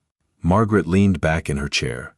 When Greg sees what we have, he's going to have a very uncomfortable conversation with his client. And then one of two things will happen, which are, either Cody doubles down and tries to bury us with legal maneuvers, delays, motions to suppress, challenges to evidence authenticity. That's expensive and time-consuming, but he has the resources. Or he cuts his losses, agrees to a settlement that gives Kevin full custody in exchange for keeping this material out of the public record. Margaret met my eyes. Which outcome would you prefer? I thought about it. Really thought about it. Part of me wanted Cody Jenkins exposed. Wanted his country club friends to know what kind of man they'd been socializing with. Wanted Catherine to finally be free of the agreement that had trapped her for 15 years. But that wasn't why we were here. I want my grandchildren safe, I said. I want Kevin to have custody. I want Meredith to have supervised visitation, with professional oversight, so she can't disappear with them again. Everything else is secondary. Then we aim for settlement. But we prepare for war. Margaret stood up. I'm going to need the rest of the day to review this material and prepare our filings. Can you come back tomorrow? Bring Kevin if possible. We need to coordinate our approach. I'll be here. The next 3 days were a blur of legal preparation and anxious waiting. Margaret filed our motions on Tuesday. The subpoenas for Cody's financial records. The deposition request for Dr. Holbrook. The motion to admit Rosa Martinez's testimony about the 2011 incident. On Wednesday, Harrison Gregg's office received our evidence package, a carefully curated selection of Diane's materials, enough to demonstrate what we had without revealing everything. On Thursday, Margaret got a phone call. They want to meet, she told me, her voice carrying a note of satisfaction. Tomorrow morning, Greg, Cody, and Meredith. They're calling it a settlement discussion. That was fast. Faster than I expected, which tells me they're scared. She paused. Richard, I need to ask you something, and I need you to be honest. Go ahead. How far are you willing to go with this? If they offer a settlement that gives Kevin primary custody but includes conditions, like continued financial support or limiting your involvement with the children, would you accept that? I thought about Emma asking if her parents were getting divorced. About Oliver's rare, brilliant smiles. About the drawing on my wall of a family that included me. No conditions on my involvement. That's non-negotiable. Everything else is on the table. Even the money? The money was always about family, Margaret. If they want to pretend it was something else, that's their problem. I felt a grim smile cross my face. But I'm done writing checks to people who treat me like a servant. Fair enough. She made a note. One more thing. Diane's condition. Has she told anyone else? Not that I know of. Why? Because if Cody finds out she's dying, he might calculate that he can wait her out, delay the case until she's gone, then argue that her testimony is inadmissible hearsay. Margaret's voice was gentle but direct. We need to get her deposition on record as soon as possible, ideally before the settlement meeting. I'll talk to her tonight. I found Diane in her hotel room, thinner than she'd been a week ago, but with the same fierce determination in her eyes. Richard, any news? They want to settle. Meetings tomorrow morning. Good. She smiled, a ghost of the society wife she used to be. Cody always folds when he's cornered. He just needs to believe he has no other option. Margaret wants to take your deposition, on camera, for the record. In case I die before this is over. Diane nodded calmly. I expected that. When? Tonight, if possible. Or tomorrow, before the meeting. Tonight is better. I have good days and bad days now. Today's a good day. She stood up slowly, steadying herself on the desk. Let me change into something presentable. I want to look like myself for the camera. Not like this. I helped her to the bathroom, then waited in the hallway while she prepared herself. 20 minutes later, she emerged in a navy blue dress, her hair styled, her makeup carefully applied. She looked, for a moment, like the woman I'd met at Kevin's wedding. Elegant, composed, completely in control. Let's make history, she said. The videographer Margaret had hired arrived at 8 p.m., a quiet, professional man named David who set up his equipment in Diane's hotel room without asking questions. Margaret was there too, conducting the deposition herself, her questions measured and precise. Please state your name for the record. Diane Elizabeth Jenkins. And your relationship to the parties in this custody dispute. Meredith Flores is my daughter. Kevin Flores is my son-in-law. Emma and Oliver Flores are my grandchildren. Mrs. Jenkins, I'm going to ask you some questions about events that occurred in 2011, specifically regarding a domestic violence protection order filed against your husband, Cody Jenkins. Do you understand that you are under oath, and that lying in this deposition could result in perjury charges? I understand. Very well. Please tell us, in your own words, what happened on the night of March 15, 2011. Diane's hands were folded in her lap, but I could see them trembling slightly. On the evening of March 15, 2011, my husband and I hosted a dinner party for several of his business associates. During dinner, I made a comment that my husband found embarrassing. I don't remember exactly what I said, something about a golf game, I think. Something small. What happened after the guests left? My husband waited until the last car had left the driveway. Then he walked into the living room where I was collecting empty glasses. He took one of the glasses from my hand and threw it against the wall. Then he hit me across the face with the back of his hand. What happened next? I fell, hit my head on the coffee table. There was blood, quite a lot of blood. Our housekeeper, Rosa Martinez, heard the crash and came running. She helped me to the bathroom to clean up the wound. And then, I called my sister in Seattle. She told me to call the police. So I did. Diane's voice was steady, but her eyes glistened. 2 officers came to the house. They took photographs of my injuries. They filed a report, and they told me how to apply for an emergency protection order. Did you apply for that order? I did. It was granted the next morning. But you subsequently withdrew the protection order, didn't you? Yes. Can you explain why? Diane took a breath. 2 days after the order was granted, my husband came to see me at my sister's house in Seattle. He brought his lawyer and a document he called a post-nuptial agreement. He told me that if I dropped the protection order and returned to the marriage, he would establish a trust fund in my name for $500,000. He also agreed to pay for therapy at a facility of my choosing. And if you refused, he made it clear that I would receive nothing in a divorce. He said he would destroy my reputation in our social circle. He said no one would believe me over him. Diane's voice cracked slightly. He said I was nothing without him. And at the time, I believed him. So you signed the agreement. I signed the agreement. I withdrew the protection order, and I entered a psychiatric facility in Portland for 6 months, where I was treated for depression and anxiety. She looked directly at the camera. I have regretted that decision every day since. Margaret let the silence stretch for a moment. Mrs. Jenkins, you mentioned that your husband threatened to destroy your reputation if you didn't comply. Did he ever make similar threats regarding other matters? Yes. Many times, over many years. Can you give us examples? Whenever I expressed disagreement with his decisions, whenever I tried to protect our daughter from his influence, whenever I suggested that perhaps our family wasn't as perfect as he wanted the world to believe. Diane's voice hardened. My husband is a bully, counselor. He uses fear and money to control the people around him. He's been doing it for 40 years, and he's very, very good at it. And your daughter, Meredith, did she witness this behavior growing up? She didn't just witness it, she learned from it. Diane's eyes found mine across the room. My daughter is not a monster. She's a product of her environment, raised by a man who taught her that love is transactional, that power is everything, that weakness is unforgivable. She paused. I failed to protect her from that, and now she's repeating the patterns she learned, with her own family. In your opinion, should Meredith Flores be granted custody of her children? No. The word came out flat, final. My daughter needs help.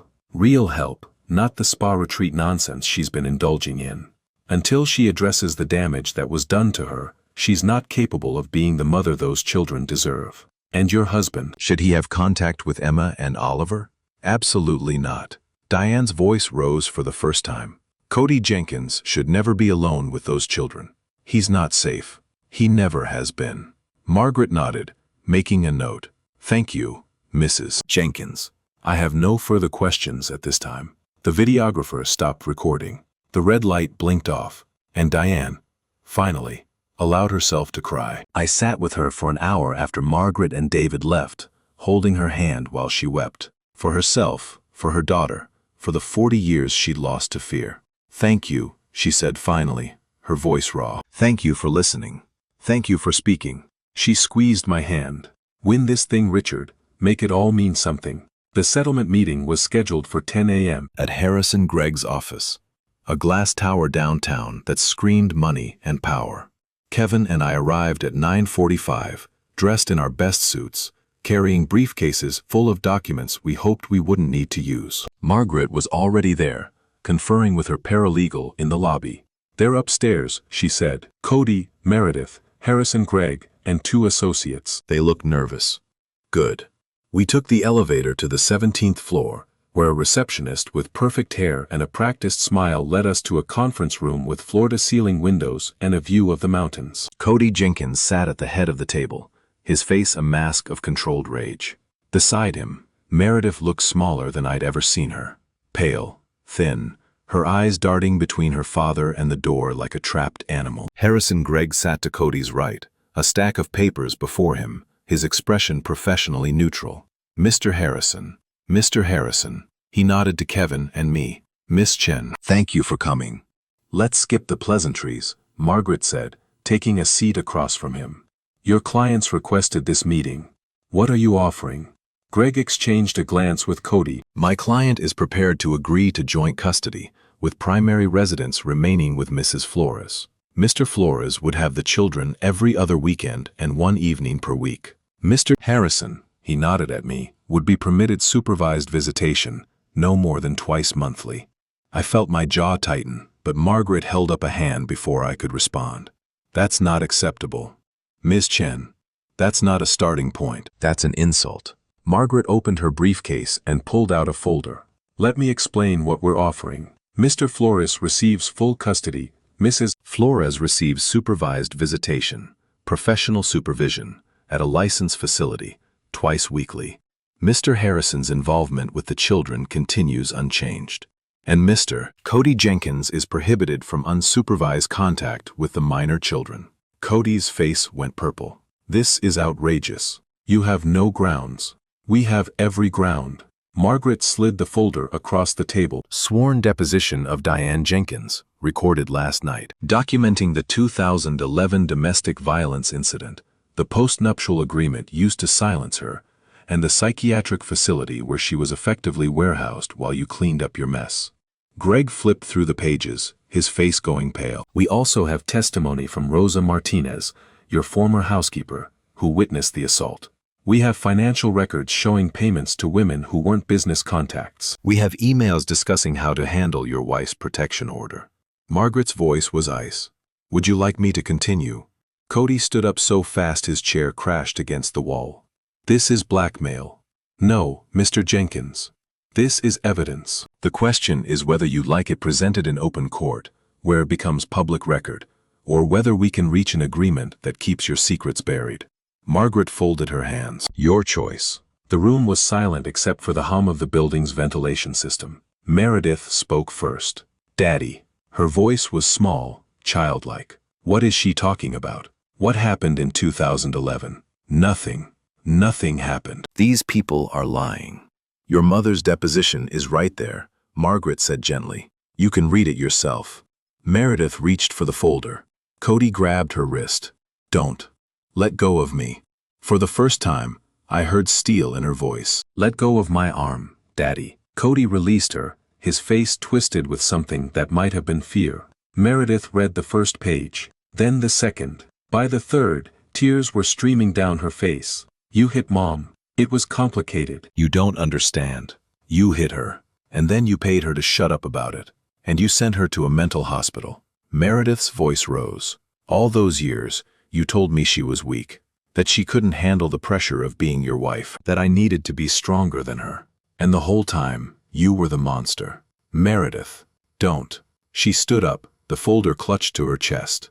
"Don't talk to me. Don't touch me." She looked at me, really looked at me, for the first time since I'd walked into the room. "Richard, I didn't know. I believe you. I'm not like him. I know you think I am, but I'm not. She broke down, sinking back into her chair, sobbing. I just wanted to be loved. And he taught me that love had to be earned. That I had to be perfect, or I was worthless.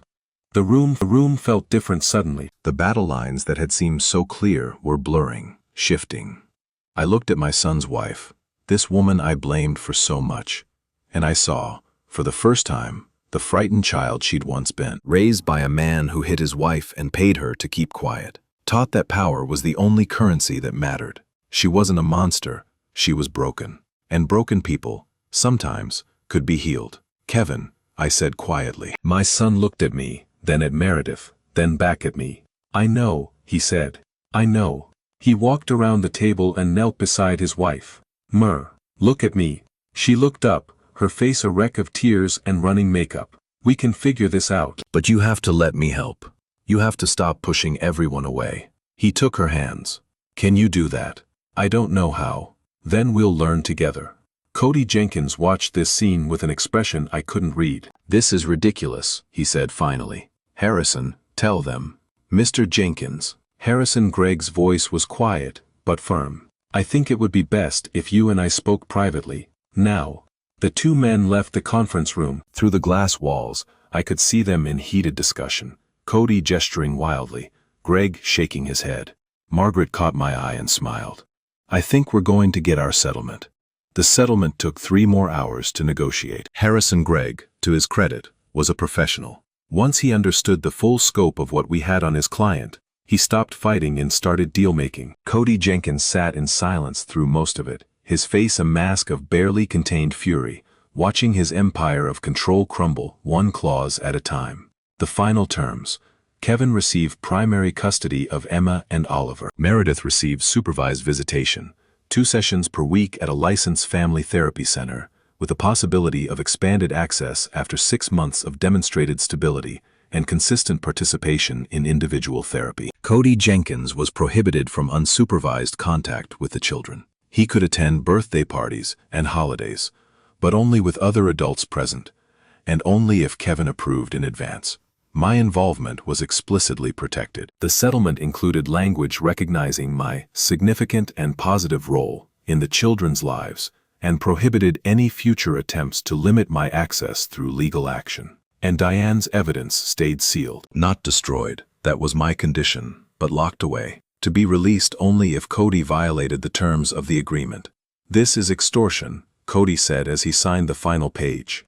This is consequences, Margaret replied. Something you should have learned about a long time ago. We walked out of Harrison Gregg's office at 4:47 p.m., the March sun already setting behind the mountains. Kevin carried the signed settlement like a trophy. I carried something heavier, the knowledge that winning wasn't the same as healing. Dad. Kevin stopped on the sidewalk, turning to face me. We did it. We did part of it. I looked up at the glass tower behind us, where Cody Jenkins was probably already plotting his next move. The hard part comes now. What do you mean? Those kids just watched their family explode. Their mother had a breakdown in a conference room. Their grandfather, Meredith's father, was exposed as an abuser. I met Kevin's eyes. Legal documents don't fix that. Only time does. Only love. Kevin nodded slowly. Then we give them time. And love. He smiled. The first real smile I'd seen from him in months. Starting tonight, we picked up Emma and Oliver from the neighbor who'd been watching them, stopping at their favorite pizza place on the way home. It was a small thing. Pepperoni for Emma, cheese for Oliver, a large salad for Kevin and me to pretend we cared about nutrition. But it felt significant somehow. Normal. Ordinary. The kind of evening families were supposed to have. Grandpa. Emma tugged at my sleeve as we waited for our order. Is Mommy going to live with us again? I looked at Kevin. He nodded slightly. Not right now, sweetheart. Mommy needs to spend some time getting better first, but you'll still see her. Twice a week, at a special place where there are people who can help. Is she sick? Sort of. She's sick in her feelings, not in her body. And the only way to fix that is to talk to special doctors who help people with their feelings. Emma considered this with the seriousness that only children can bring to complex topics. Like when I talked to Miss Rachel about being scared of the dark. Exactly like that. But for grown-up fears. Okay, She turned back to the arcade games in the corner, the crisis apparently resolved in her mind. Can I have a quarter for the claw machine? I gave her two. The first month after the settlement was a study in contrasts. At home, things slowly began to normalize. Kevin adjusted his work schedule, taking on fewer projects so he could be present for school drop-offs and pickups. I stepped back slightly, still there, still involved, but giving him space to become the primary parent he'd never fully been. The children responded to the stability like flowers responding to sunlight. Emma's nightmares, which had plagued her since Meredith's disappearance, became less frequent. Oliver's speech therapy showed marked improvement. His therapist said he was finally engaging, rather than just participating. Small victories, quiet progress, the kind of healing that happens when you're not looking. Meredith's journey was harder to witness. The Family Therapy Center, a place called Bridges, located in a converted Victorian house on the North End, had a policy of keeping parents informed about supervised visits. Each week, Kevin received a report, how long the session lasted, what activities Meredith and the children did together, any concerns the supervising therapist had noted. The first few reports were painful to read. Session 1. Mother appeared anxious and distracted, struggled to engage with children's activities. Emma asked multiple times when they could go home to Daddy.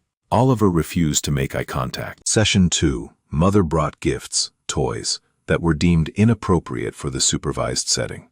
When asked to set them aside, she became tearful and left the session early. Session 3. Mother apologized for previous session. Engaged more appropriately with children. Emma allowed her to braid her hair. Oliver spoke 3 words directly to her, first verbal engagement since sessions began.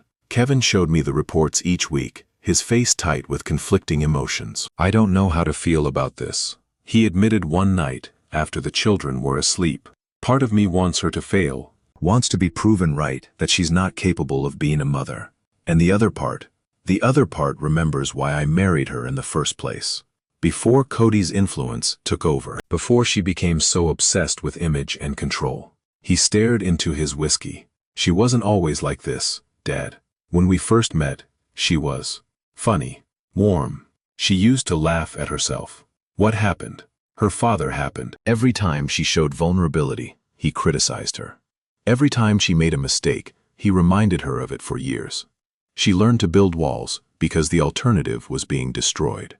Kevin set down his glass. I should have protected her from that. I should have stood up to Cody years ago. You didn't know what you were dealing with. That's not an excuse. He met my eyes. I was weak, Dad. I let her push you away because it was easier than fighting. I let her control everything because it was easier than having opinions. I was a coward. You're not a coward now. No. He smiled faintly. I learned from the best. April brought spring to Boise. Cherry blossoms on Julia Davis Boulevard. Longer days. The kind of warmth that made you believe winter was really over. It also brought changes I hadn't expected. Diane's condition deteriorated faster than the doctors had predicted.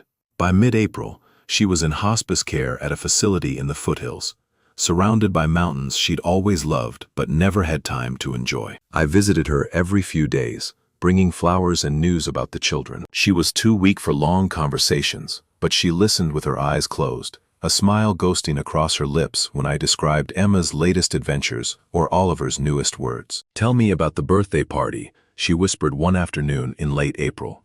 Emma had turned 6 the previous weekend. 12 kids, a bouncy castle, 3 different kinds of cake because Emma couldn't decide. I laughed at the memory. Kevin was covered in frosting by the end. He said it was the best day of his life. And Meredith. I hesitated. She wasn't there. The therapist didn't think she was ready for that kind of pressure yet. I paused.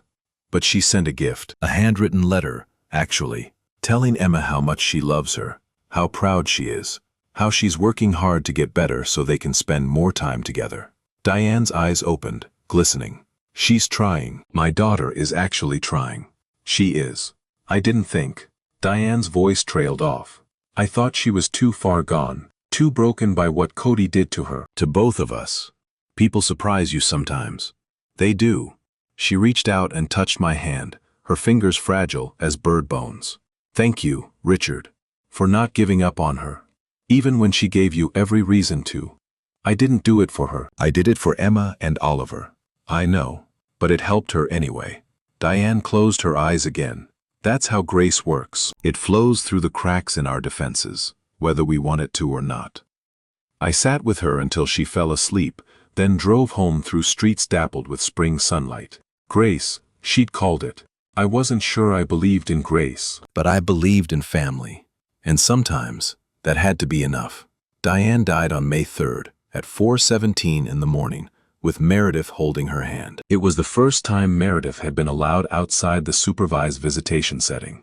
Margaret had arranged a special exception for end-of-life circumstances. She'd sat by her mother's bedside for 6 hours, talking to her, apologizing to her, trying to compress a lifetime of unspoken words into a single night. I wasn't there.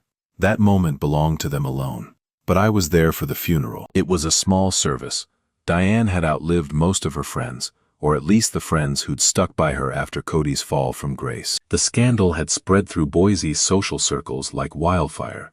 The protection order, the post-nuptial agreement, the sealed evidence of a man who'd been hiding behind his country club membership for decades. Cody didn't attend. He'd moved to Arizona 2 weeks after the settlement, claiming he needed space to process. His house in the North End went up for sale. His memberships were quietly revoked. The empire he'd spent 40 years building had crumbled in a matter of months. Good riddance. Meredith spoke at the funeral, a short, halting eulogy that was more confession than celebration. My mother wasn't perfect. Neither was I. Neither is anyone in this room. She gripped the podium, her knuckles white. But in her final months, she showed me something I'd never understood before. She showed me that it's never too late to tell the truth. Never too late to choose love over fear. Never too late to stop repeating the patterns that hurt us. She looked at Kevin, at Emma and Oliver sitting in the front row, at me. Mom, wherever you are, I'm going to try. I'm going to fail sometimes, probably a lot, but I'm going to keep trying, because that's what you did at the end. And if you could do it, maybe I can too. She stepped down from the podium and walked to where her children sat. She didn't try to hug them. That boundary wasn't ready to be crossed. But she knelt in front of them and took their hands. I love you, she said. I know I haven't shown it well, but I love you more than anything in this world, and I'm going to spend the rest of my life proving it. Emma, my wise, brave, 6-year-old granddaughter, looked at her mother with eyes that had seen too much for someone so young. Okay, she said simply. We can try. Summer arrived slowly, the way healing often does. Not in dramatic breakthroughs, but in small moments that accumulate until one day you realize things are different. Meredith's supervised visits became less awkward. She learned to let the children lead, to follow their interests instead of imposing her own agenda. She stopped bringing expensive gifts and started bringing herself, present, attentive, learning how to be a mother for maybe the first time. By July, the therapist recommended extending her sessions. By August, she was allowed short outings, trips to the park, ice cream at the shop on Overland Road, with Kevin present as an informal supervisor. She's different. Kevin told me one evening, after one of these outings. I don't know how to explain it. The walls are coming down. She's actually vulnerable. Is that a good thing? I don't know yet. He stared at the sunset, the sky painted in shades of orange and purple. But it's real. For the first time since I've known her, she's not performing. She's just being. And how do you feel about that? Kevin was quiet for a long moment. Hopeful, he said finally. Scared. Confused. He looked at me. Is that okay? To feel all of those things at once. That's what being human feels like, son. September brought a new school year for Emma and a new preschool for Oliver. Kevin had found a place closer to home. Sunshine Academy, $800 a month, a fraction of what Bright Horizons had cost. He paid for it himself, from his own salary, without asking me for help. I was proud of him for that. My role had shifted over the months. I was no longer the emergency backstop, the person who kept everything from falling apart. I was something simpler, something better. I was just Grandpa. Tuesdays and Thursdays were still my days. I picked up Emma from school, took her for ice cream at Baskin-Robbins, listened to her stories about friends and teachers and the boy who still ate glue. Oliver came with us sometimes, his speech improving every week, his sentences growing longer and more complex. "Grandpa," he said one afternoon in late September, completely unprompted, "I love you." I nearly drove off the road. "I love you too, buddy. More than you'll ever know." He nodded seriously, then went back to studying his reflection in the car window, and I blinked away tears that had no business appearing on a grown man's face. The question Emma asked came on a crisp October evening, just before Halloween. We were carving pumpkins on Kevin's back patio, a tradition I'd started with her 2 years ago and had been afraid might end. But here we were, surrounded by pumpkin guts and newspaper, and the smell of autumn, creating something together. "Grandpa." Emma looked up from her pumpkin, her face serious. "Can I ask you something? Anything, sweetheart? Are you going to leave?" "Like Mommy did?" The question hit me harder than I expected. "No, baby, I'm not going to leave. Promise." I set down my carving knife and knelt beside her, taking her small, sticky hands in mine. "Emma, listen to me." "What happened with your mommy, that wasn't about you. Grown-ups sometimes get confused and scared, and they make bad choices. But none of that was your fault. I know." That's what Miss Therapist says. Miss Therapist is right. I squeezed her hands. "And I promise you, I am not going anywhere. I will be here for every birthday, every holiday, every Tuesday ice cream run, every single moment you want me there." "Until you're so tired of seeing my face that you beg me to go away." She giggled. "I won't get tired of you, Grandpa." "Good, because I won't get tired of you either." She threw her arms around my neck, and I held her. This precious, resilient, brave little girl who'd weathered more storms in 6 years than most people face in a lifetime. "Grandpa?" "Yes, sweetheart." "Can we make Mommy a pumpkin too? For when she comes to visit?" I looked at Kevin, who was watching us from across the patio. He nodded slightly. "I think that's a wonderful idea," I said. "Let's pick out the best one." That night, after the pumpkins were carved and the children were asleep, I sat on Kevin's porch with a glass of whiskey, watching the stars appear one by one. A year ago, I'd been sitting in my empty house in Boise, counting the cost of my generosity and wondering if I'd ever see my grandchildren again. Now I was here, part of a family that had broken and reformed into something stronger. Not perfect. We were far from perfect, but real. Honest. Held together by love instead of money, by choice instead of obligation. Kevin came out and sat beside me, carrying his own glass. "She asked about Meredith," I said. "I know. I heard." He was quiet for a moment. "She's been doing that more lately. Asking questions. Processing. Is that good?" "The therapist says it's healthy. Kids need to make sense of their world." Asking questions means she feels safe enough to confront what happened. I nodded slowly. "She asked if I was going to leave. Like Meredith did." Kevin flinched. "Dad, it's okay." I told her the truth, that I'm not going anywhere. I took a sip of whiskey, but it made me think about how much damage we do without meaning to. How the things we think are protecting people sometimes hurt them instead. "What do you mean?" "I spent 5 years writing checks for your family. I thought I was helping." I thought I was being a good father, a good grandfather. I stared into my glass, but all I was doing was enabling a situation that was destroying everyone involved, including you. You couldn't have known. Maybe not. But I could have asked more questions, pushed back when things felt wrong. Instead, I just wrote another check and told myself it was love. I met his eyes. "Money isn't love, Kevin. I knew that once." I forgot it for a while. "You remember now." "I do." I finished my whiskey and set down the glass. No more checks. Not for bills, not for schools, not for emergencies. From now on, what I give you is my time. My presence. My love. The things that actually matter. Kevin was quiet for a long moment. "What about Christmas presents?" I laughed, the first real laugh in what felt like ages. "Christmas presents are fine. Within reason. No dollhouses. Deal." We sat in comfortable silence, father and son, watching the stars wheel overhead. Somewhere in this city, Meredith was probably in her small apartment, doing the hard work of becoming a different person. Somewhere in Arizona, Cody Jenkins was nursing his wounds and plotting comebacks that would never materialize. Somewhere, in a cemetery on the edge of town, Diane rested under a headstone that bore the words she'd chosen herself. She tried. And here, On this porch, in this moment, I was exactly where I was supposed to be. Home. 1 year. It's strange how time works.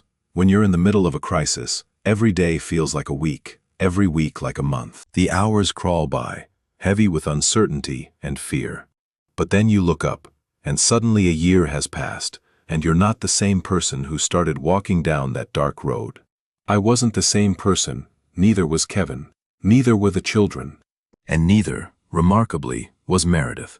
The call came on a Tuesday afternoon in early November. I was in my kitchen, my real kitchen, in my own house on Maple Grove Road, where I'd moved back after Kevin insisted he could handle things on his own, making soup and listening to the radio when my phone buzzed. Kevin's name on the screen. Dad. The therapist just called.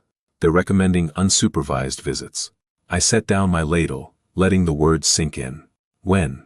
They want to start with a trial period, 2 hours, twice a week. If that goes well for a month, they'll extend it. I could hear the complicated mix of emotions in his voice. Hope, fear, something that might have been pride. She did it, Dad. She actually did the work. How do you feel about it? A long pause. Terrified, hopeful, confused.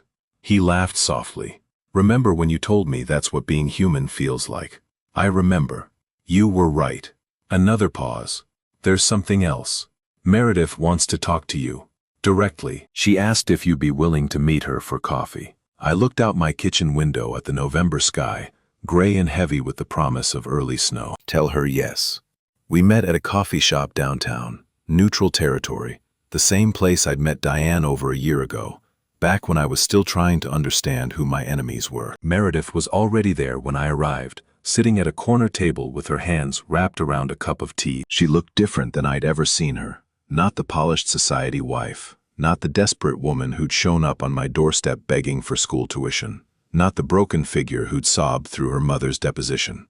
She looked calm, present, like someone who'd finally stopped running from herself. Richard, thank you for coming.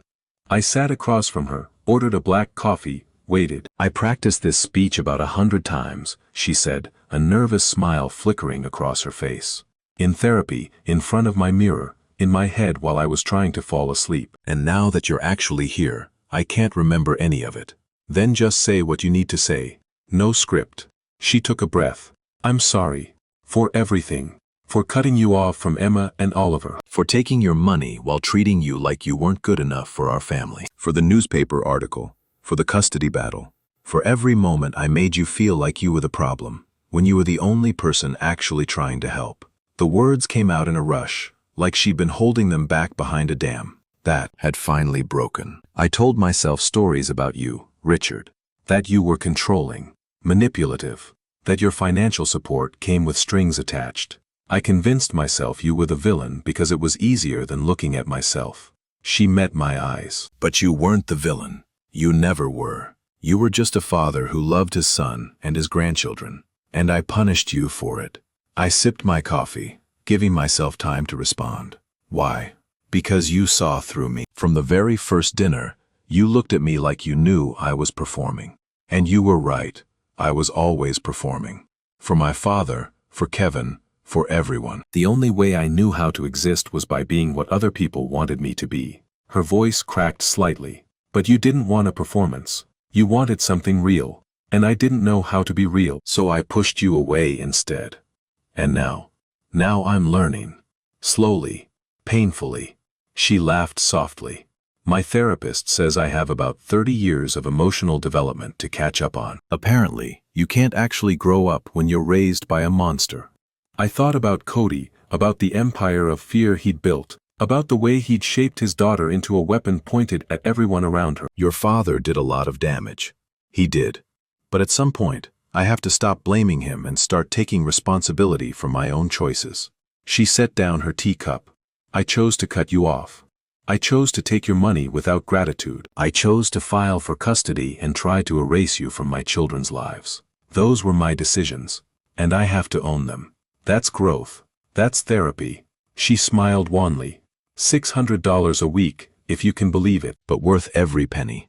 We sat in silence for a moment, the coffee shop buzzing with life around us. Students on laptops, couples on dates, business people having meetings, normal people living normal lives, unaware of the complicated reconciliation happening in the corner. "I don't expect you to forgive me," Meredith said finally. "I don't even know if I deserve forgiveness. But I wanted you to hear it from me directly. Not through Kevin, not through a lawyer, not through some formal apology in a settlement document. Just me, telling you the truth." I considered her words. Considered, the woman sitting across from me, so different from the one who'd told me I wasn't welcome at Christmas dinner 2 years ago. People can change. I'd always believed that. Patricia had believed it too. It was one of the things I'd loved most about her. The ability to see potential in people, even when they couldn't see it in themselves. "I forgave you a long time ago," I said. "Not for your sake, for mine." Carrying anger is exhausting. Meredith's eyes glistened. "Then, where do we go from here?" "Forward." I finished my coffee. "The kids need a mother. Kevin needs a co-parent. And I paused, searching for the right words. "I need to know that the people I love are going to be okay. That's all I've ever wanted. I want that too. Then earn it. Day by day. Choice by choice." I stood up, reaching for my coat.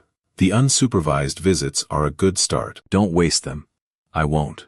She stood too, hesitating. "Richard, would you be willing to, not right away, but eventually, would you let me be part of family dinners again? Real family dinners, where everyone's actually welcome." I thought about Emma carving pumpkins, asking if we could make one for Mommy. About Oliver saying "I love you" unprompted for the first time. About Kevin watching the sunset and talking about hope. "Thanksgiving," I said. "We'll start with Thanksgiving." The weeks leading up to Thanksgiving were filled with cautious optimism. Meredith's unsupervised visits went well. Better than well, according to Kevin. She took the kids to the park, to the children's museum, to the pizza place they loved. She didn't try to buy their affection with gifts or grand gestures. She just spent time with them, present and attentive, learning who they'd become in the year she'd missed. She asked Emma about her best friend at school, Kevin told me one evening, and then she actually remembered the friend's name the next visit. Asked follow-up questions. Emma was so surprised she almost fell over. "That's progress." "It is. It's." He shook his head, wonderingly. "It's like getting to know a whole new person, someone I might actually like. Don't rush it." "I'm not, but I'm not closing doors either." He looked at me. "Is that okay? To leave the possibility open?" "It's more than okay. It's healthy." The Thanksgiving plan evolved organically. Kevin would host at his house, the same house where I'd once been told I wasn't welcome, now transformed into something warmer, more lived in, more real. I would handle the turkey, my famous sage stuffing, the recipe that Patricia had perfected over 40 years of family meals. Meredith would bring sides and dessert. She's stress baking, Kevin reported a week before the holiday. I stopped by her apartment and she had 3 pies cooling on the counter. 3, for a dinner with 4 adults and 2 children. Let her stress bake. It's better than the alternatives. True. Emma was beside herself with excitement. She'd been making place cards at school. Careful construction paper creations with everyone's names spelled out in glitter glue. Grandpa, Daddy, Oliver, and, in slightly shakier letters, Mommy. "This is Mommy's first Thanksgiving with us in forever," she told me solemnly. "We have to make it special." "We will, sweetheart. I promise." Thanksgiving morning arrived cold and clear, the kind of November day that makes you grateful for warm houses and family gatherings. I was at Kevin's by 8 a.m., turkey in hand, ready to begin the elaborate process of cooking a meal that would take 8 hours to prepare and 20 minutes to devour. Kevin helped me in the kitchen, really helped, not just hovering, while the kids watched the parade on television and Meredith texted nervous updates about her pies. "She's made 4 now," Kevin said, checking his phone. Apple, pumpkin, pecan, and something called bourbon chocolate chess that she found on a food blog. "We're going to need a bigger table. We're going to need bigger pans." By noon, the house smelled like heaven, roasting turkey, sage stuffing, the cinnamon and butter sweetness of Meredith's pies, which had arrived in a precarious stack that required 3 trips from her car. She stood in Kevin's kitchen looking slightly lost, surrounded by her own baking, wearing an apron that said "World's Okayest Mom." A gift from her therapist, apparently, encouraging her to aim for good enough instead of perfect. "What can I do?" she asked. I feel like I should be helping. You made 4 pies, I said. You've done plenty. But I want to contribute. To the actual meal, I mean, not just dessert. I handed her a peeler and a bowl of potatoes. Mashed potatoes. The kids like them lumpy, not smooth. And don't skimp on the butter. She took the peeler like it was a sacred object. I can do that. We worked side by side for the next hour, me on the turkey, Kevin on the green beans, Meredith on her potatoes. The kitchen was too small for 3 adults, and we kept bumping into each other, apologizing, adjusting. But somehow it worked. Somehow we found a rhythm. Remember the first Thanksgiving after we got married? Kevin asked Meredith, stirring his beans. You tried to make that fancy French recipe you'd seen in a magazine. Meredith groaned. The one with the chestnuts. That took 6 hours and came out tasting like cardboard? That's the one. We ended up ordering Chinese food at 9 p.m. Your mother was so disappointed. She glanced at me. Sorry, I know you don't like to talk about. It's fine. I checked the turkey's temperature, buying myself a moment. Patricia would have laughed about that. She always said the best family stories were the disasters. She sounds wonderful. She was. The kitchen went quiet except for the sounds of cooking, the sizzle of butter, the scrape of the peeler, the bubble of the gravy I had simmering on the back burner. I wish I'd gotten to know her better, Meredith said softly. Before I became the person who pushed everyone away. She would have liked who you're becoming now. Meredith looked up, surprised. You think so? I know so. Patricia believed in second chances, in people's ability to change. I pulled the turkey from the oven, golden and perfect. She would have seen the work you're doing, and she would have been proud. Meredith's eyes filled with tears, but she blinked them back and returned to her potatoes. Thank you, Richard. That means more than you know. Dinner was served at 4 p.m., the late afternoon light streaming through Kevin's windows and casting everything in shades of amber and gold. The table was set with Emma's place cards, slightly crooked, covered in glitter, absolutely perfect. The turkey sat in the center, surrounded by bowls of stuffing and mashed potatoes, and green beans and cranberry sauce, and 3 different kinds of rolls, because Meredith had panicked at the bakery. Before we eat, Kevin said, standing at the head of the table, I want to say something. We all looked at him, Emma bouncing impatiently, Oliver studying his reflection in his spoon, Meredith gripping her napkin like a lifeline, me watching my son become the man I'd always hoped he could be. A year ago, this family was broken. We'd hurt each other in ways I didn't think we could come back from. We'd said things, done things, made choices that, he paused, swallowing hard, that I'm not proud of. He looked at me. Dad, you never gave up on us. Even when we gave you every reason to walk away, you stayed. You fought for Emma and Oliver when I was too weak to fight for myself. You showed me what it means to be a father, a grandfather, a man. I don't have words for how grateful I am, but I'm going to spend the rest of my life trying to find them. He looked at Meredith. I know this year has been the hardest of your life. I know you faced things about yourself that most people never have the courage to look at. And I know we don't know yet what our future looks like. Whether we'll find our way back to each other, or whether we'll be better as co-parents than we ever were as spouses. He reached across the table and took her hand. But I'm proud of you for doing the work, for showing up, for being here today. He looked at Emma and Oliver. And you too. You're the reason any of this matters. You're the reason we keep trying, keep fighting, keep showing up even when it's hard. I love you more than anything in this world, and I'm going to spend every single day proving it. Emma's hand shot up. Can we eat now? The tension broke like a wave on rocks. Everyone laughed, real laughter, the kind that comes from relief and joy and the simple pleasure of being together. Yes, sweetheart, Kevin said, sitting down. We can eat now. The meal was chaos in the best possible way. Oliver's gravy on his shirt. Emma decided she didn't like cranberry sauce anymore, after specifically requesting it. The turkey was slightly dry. My fault. I'd been distracted, but nobody mentioned it. Meredith's bourbon chocolate chess pie turned out to be the hit of the evening, with Kevin going back for thirds. Where did you learn to bake like this? He asked, his mouth full. YouTube, mostly, and a lot of trial and error. Meredith smiled, a real smile that reached her eyes. My therapist says I have an addictive personality. She suggested I redirect it towards something healthier than shopping. Apparently, baking counts. Well, your addiction is delicious. Thank you, I think. After dinner, we moved to the living room, the adults sipping wine while Emma and Oliver played with the new toys Kevin had set out. The fireplace crackled. Christmas lights. Yes, already, because Emma had insisted, twinkled in the corner. Grandpa. Emma climbed into my lap, her face sticky with pie. This is the best Thanksgiving ever. Is it now? Aha. Because everyone's here. Even Mommy. She looked at Meredith, who was watching us from the couch with an expression I couldn't read. Mommy, do you like Thanksgiving? Meredith's voice was thick. I love it, sweetheart. More than I can say. Good. Because next year we should have an even bigger turkey. And more pies. And maybe a bouncy castle. A bouncy castle at Thanksgiving? Why not? Bouncy castles make everything better.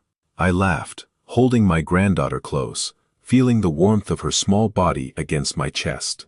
A year ago, I'd been sitting alone in my house, wondering if I'd ever see these children again. Wondering if the family I'd sacrificed so much for had finally slipped through my fingers for good. But here I was, surrounded by people I loved, watching healing happen in real time, witnessing the miracle of second chances. Patricia would have loved this. She would have sat in the corner, watching everyone with that knowing smile of hers, saying nothing but seeing everything. She would have found a moment to squeeze my hand and whisper, "You did good, Richard." You held on when it mattered. I looked up and caught Meredith's eye across the room. She mouthed 2 words. "Thank you." I nodded once. We weren't family yet. Not really. Not the way we should be. There were still wounds to heal, trust to rebuild, years of damage to undo. But we were trying. All of us, together, one day at a time. And for now, that was enough. Later that night, after Meredith had gone home and Kevin had put the kids to bed, I sat on the front porch with a glass of whiskey, watching the stars. Mind if I join you? Kevin stepped out, 2 glasses in hand. He'd anticipated me. Never. We sat in companionable silence, father and son, the cold November air biting at our cheeks. So, Kevin said finally, "What do you think?" "About what?" "About today. About Meredith. About all of it." I considered the question. I think today was good. Really good. I sipped my whiskey. I think Meredith has changed. Genuinely changed. Not just performing change to get what she wants. And I think you're going to have to figure out what that means for your future. Do you think we should get back together? I think that's not my decision to make. But if it were, I turned to look at my son, this man who'd grown more in 1 year than in the previous decade, who'd learned to be a father when everything was falling apart, who'd found strength he didn't know he had. If it were my decision, I said slowly, I'd tell you to take your time. Don't rush into anything because you're lonely or because the kids want their family back together. Make sure you're choosing Meredith because you actually want to be with her. The real her, the one who's emerging from all that therapy, not because it's easier than the alternative. And if I do want to be with her, then you have my blessing. For whatever that's worth. Kevin was quiet for a long moment. It's worth everything, Dad. We clinked glasses, the sound echoing in the still night air. Happy Thanksgiving, son. Happy Thanksgiving, Dad. 2 years later. That's how long it takes, I've learned. Not to heal completely, I'm not sure that ever happens.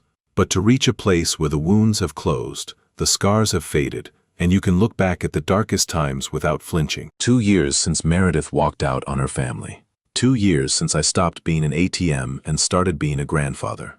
2 years since I learned that love isn't about money or sacrifice or making yourself small so others can feel big. Love is about showing up, day after day, choice after choice, even when it's hard. Especially when it's hard. Emma's ballet recital was scheduled for December 14th, a Saturday afternoon at the Morrison Center downtown, where 100 little girls in tutus would pirouette and plie for an audience of adoring parents and grandparents. She'd been practicing for months. Every Tuesday after school, she'd show me her latest moves, spinning around my living room while I applauded with an enthusiasm that probably exceeded the technical merit of her performance. "Grandpa, you're supposed to critique me, not just clap." "Sweetheart, I don't know anything about ballet. I just know I like watching you dance." "That's not very helpful." "Maybe not." But it's honest. She'd roll her eyes, 8 years old and already mastering the exasperated preteen expression, then demand I watch one more time while she perfected her arabesque. The recital was the biggest event of her young life. Every family member had been summoned, tickets distributed with the gravity of royal invitations. Grandpa, Daddy, Mommy, even Oliver, who at 5 years old had little patience for sitting still, but had promised to be good for Emma's special day. Mommy. That word meant something different now than it had 2 years ago. Kevin and Meredith had started dating again 6 months after Thanksgiving. Slowly, carefully, with the guidance of a couples therapist who specialized in rebuilding relationships after trauma. They'd gone out for coffee first, then dinner, then longer outings that felt like first dates even though they'd been married for nearly a decade. It's weird, Kevin told me one night, after one of these dates. I feel like I'm getting to know a completely different person, someone I actually like. Is that bad? No. It's just, I keep waiting for the old Meredith to show up, the one who criticized everything and needed constant validation, and made me feel like I was never good enough. He shook his head, but she doesn't. It's like that version of her is just gone. People can change, really change, when they're willing to do the work. I know. I just never thought I'd see it happen. The reconciliation wasn't a fairy tale. There were setbacks, arguments, moments when old patterns threatened to resurface. Meredith still struggled with anxiety, with the need for control, with the voice in her head that sounded like her father telling her she wasn't good enough. Kevin still had moments of weakness, of wanting to avoid conflict rather than address it directly. But they kept showing up, kept trying, kept choosing each other, day after day, with full knowledge of who they really were. They moved back in together 6 months ago. A new house. Not the one I'd helped them buy, not the one haunted by memories of who they used to be. A modest place in the North End, 3 bedrooms, a backyard big enough for the kids to play in. Kevin had paid for it himself, with a mortgage he could actually afford, without asking me for a single dollar. I'd never been prouder of him. The morning of the recital, I woke early and drove to my favorite bakery on State Street, picking up the chocolate croissants Emma loved and the cinnamon rolls that Oliver had become obsessed with over the past year. Breakfast at Kevin's house had become a Saturday tradition. Not every week. I respected their need for family time without the grandfather hovering, but often enough to feel connected, to feel like I belonged. Grandpa, Emma met me at the door, already in her dance warm-ups, her hair pulled back in a bun so tight it looked painful. Did you bring the croissants? Would I forget? You forgot last month. That was one time. And I was getting my oil changed. Excuses, excuses. She grabbed the bakery box and disappeared into the kitchen, leaving me standing in the doorway with a smile on my face. 8 years old, already giving me grief. God, I love this kid. The Morrison Center was packed by the time we arrived. A sea of parents with programs and grandparents with cameras and siblings with the restless energy of children forced to sit still for 2 hours. We'd secured seats in the 5th row, close enough to see Emma's face but far enough back that she wouldn't be distracted by our presence.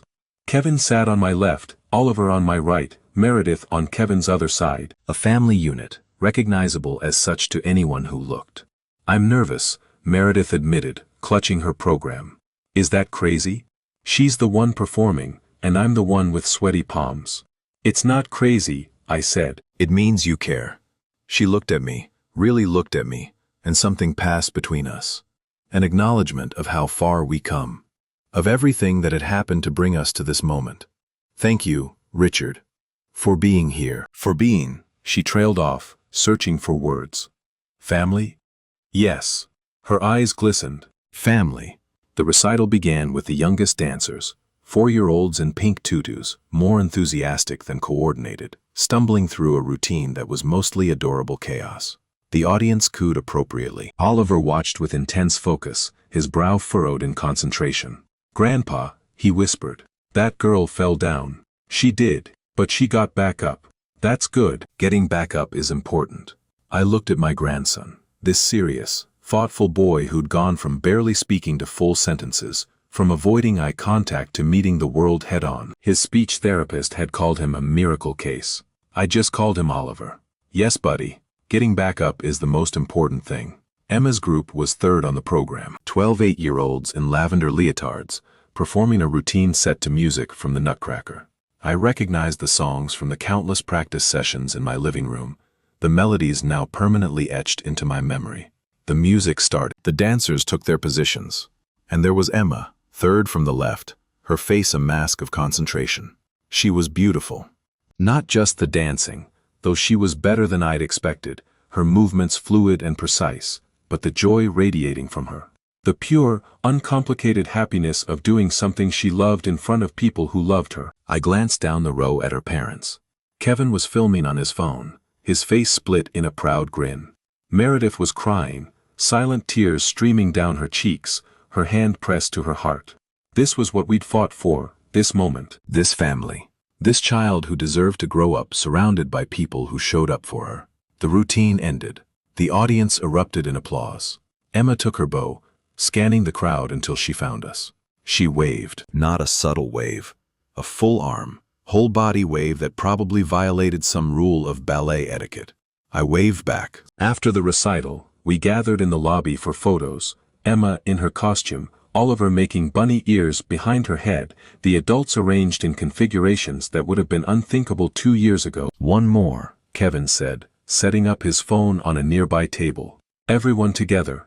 Timers on. We squeezed in, Emma in front, Oliver beside her, Kevin and Meredith in the middle, me on the end. A family portrait, imperfect and complicated, and real.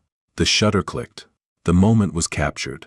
And I knew, with a certainty that surprised me, that this photo would go on my wall.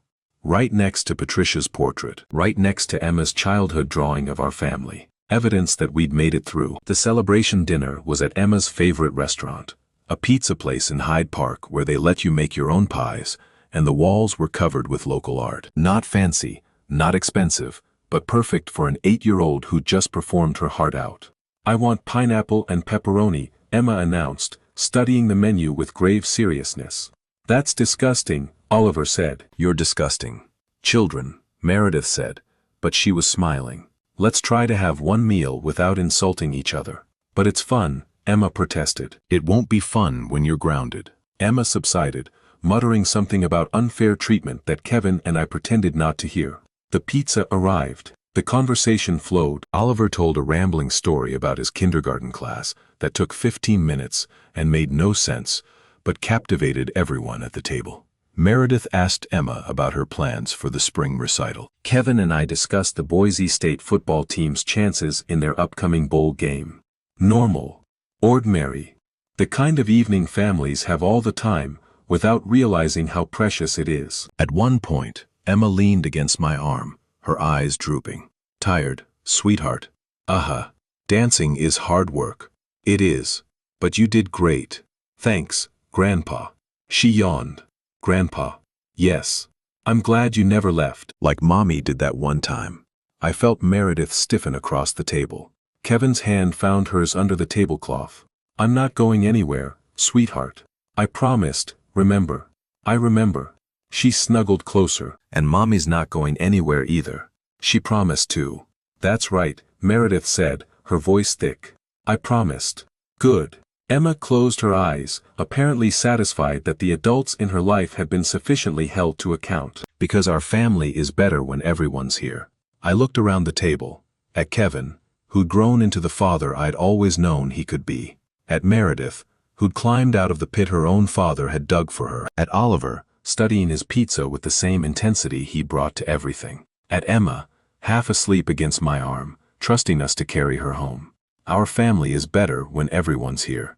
Out of the mouths of babes. That night, after the children were in bed and Kevin and Meredith had retreated to their room, I sat in my car in their driveway, not quite ready to drive home.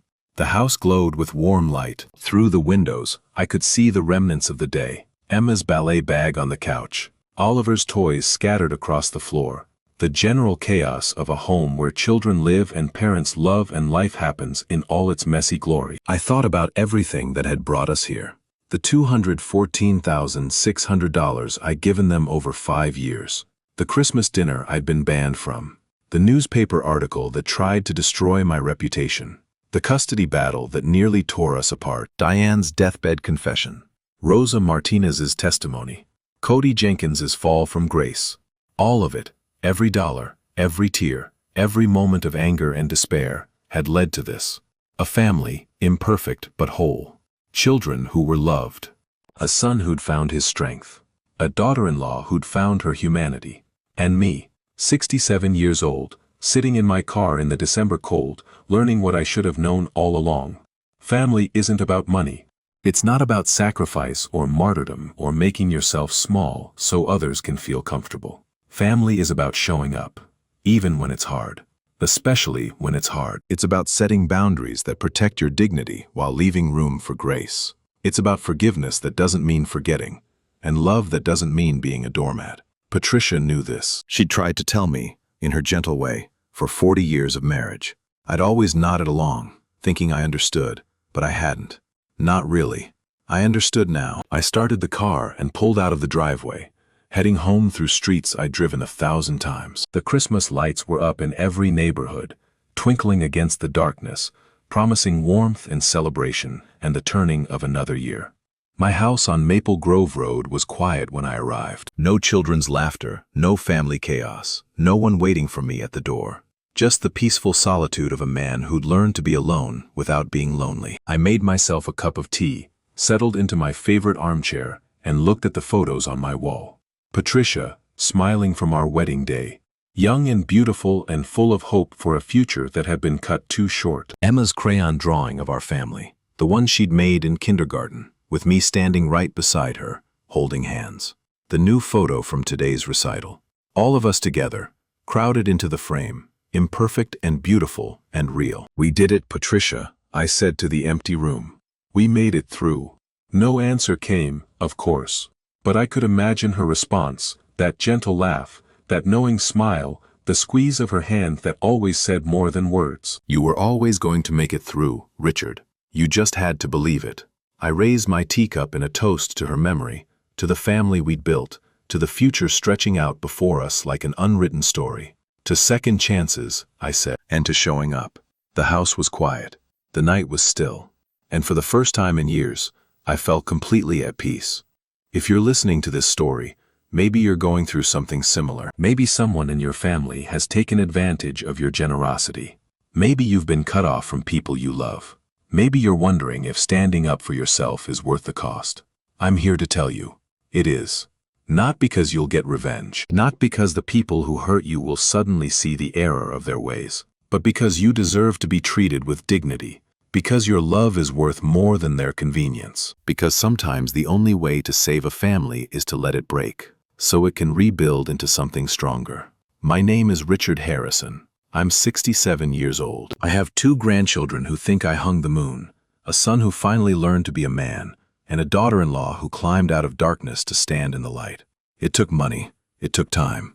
It took more pain than I ever thought I could survive. But it was worth it. Every single moment. If you enjoyed this story, please like this video, subscribe to the channel, and share your own experiences in the comments. I'd love to hear from you. And if you're ready for another story about family, justice, and the courage to stand up for yourself, click on the video on the left. Take care of yourselves, and take care of each other.